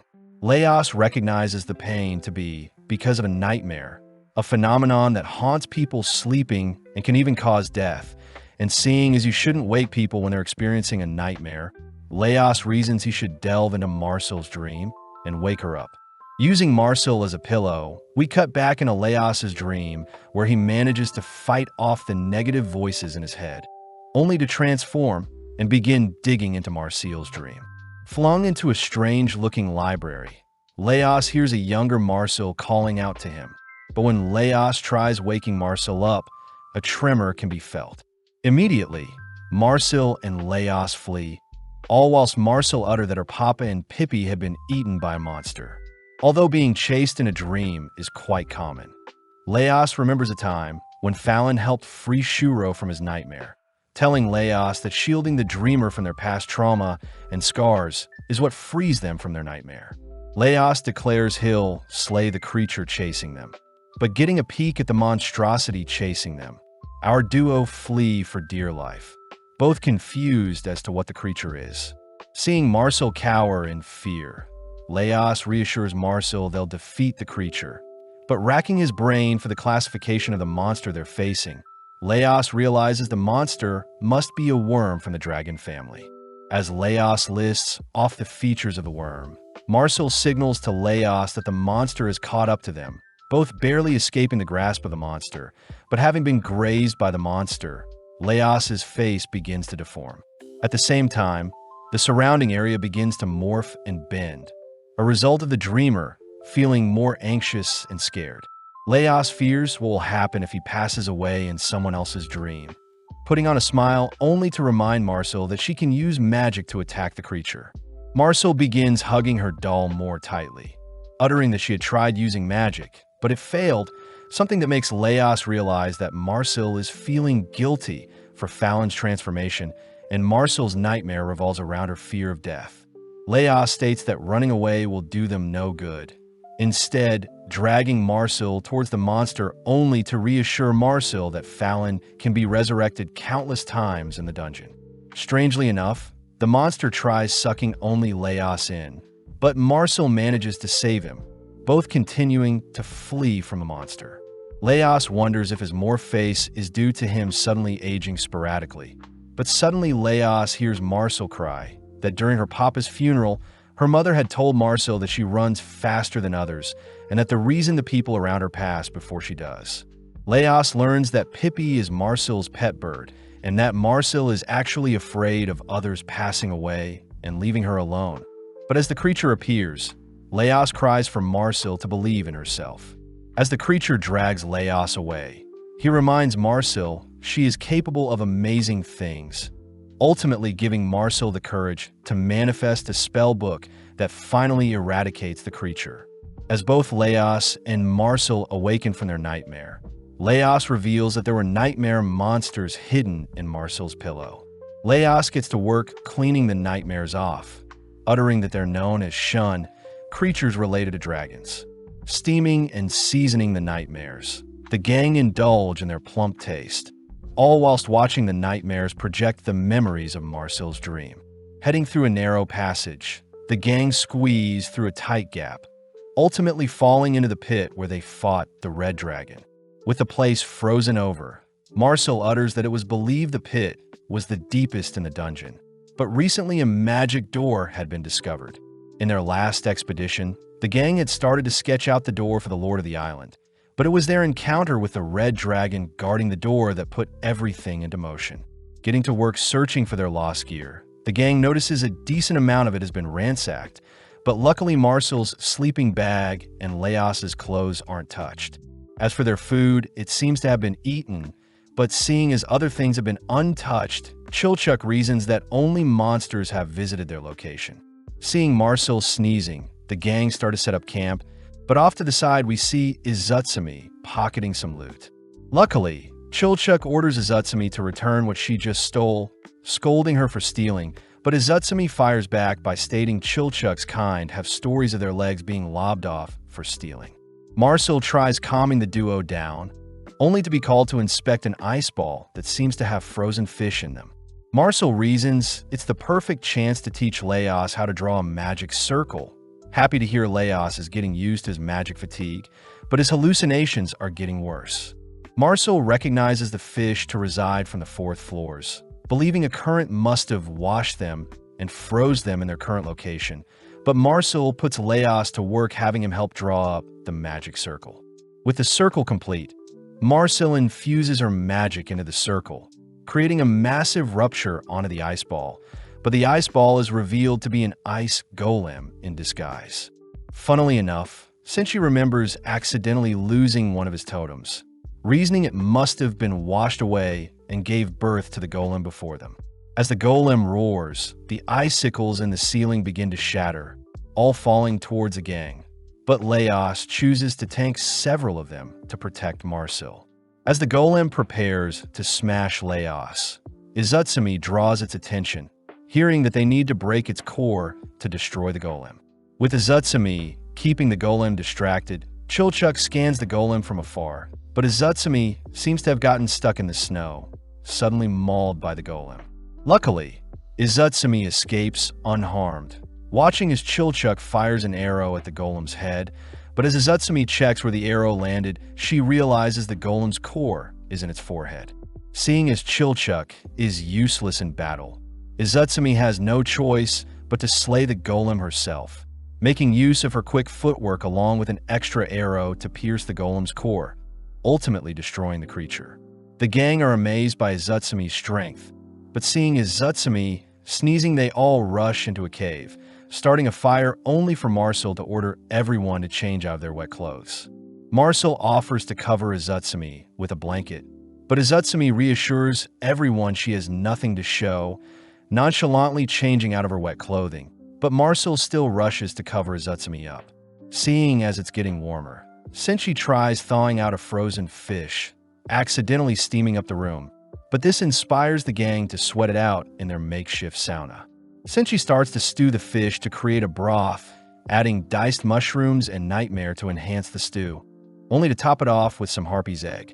With Senshi steaming their egg concoction, he quickly stops Izutsumi from eating first, asking everyone to gather only to finally serve up his grilled fish and steamed egg dish. As the gang feast on the meal, Chilchuk hands Izutsumi her newly patched bag, apologizing for insulting her earlier, and asks that Izutsumi get more comfortable around their party.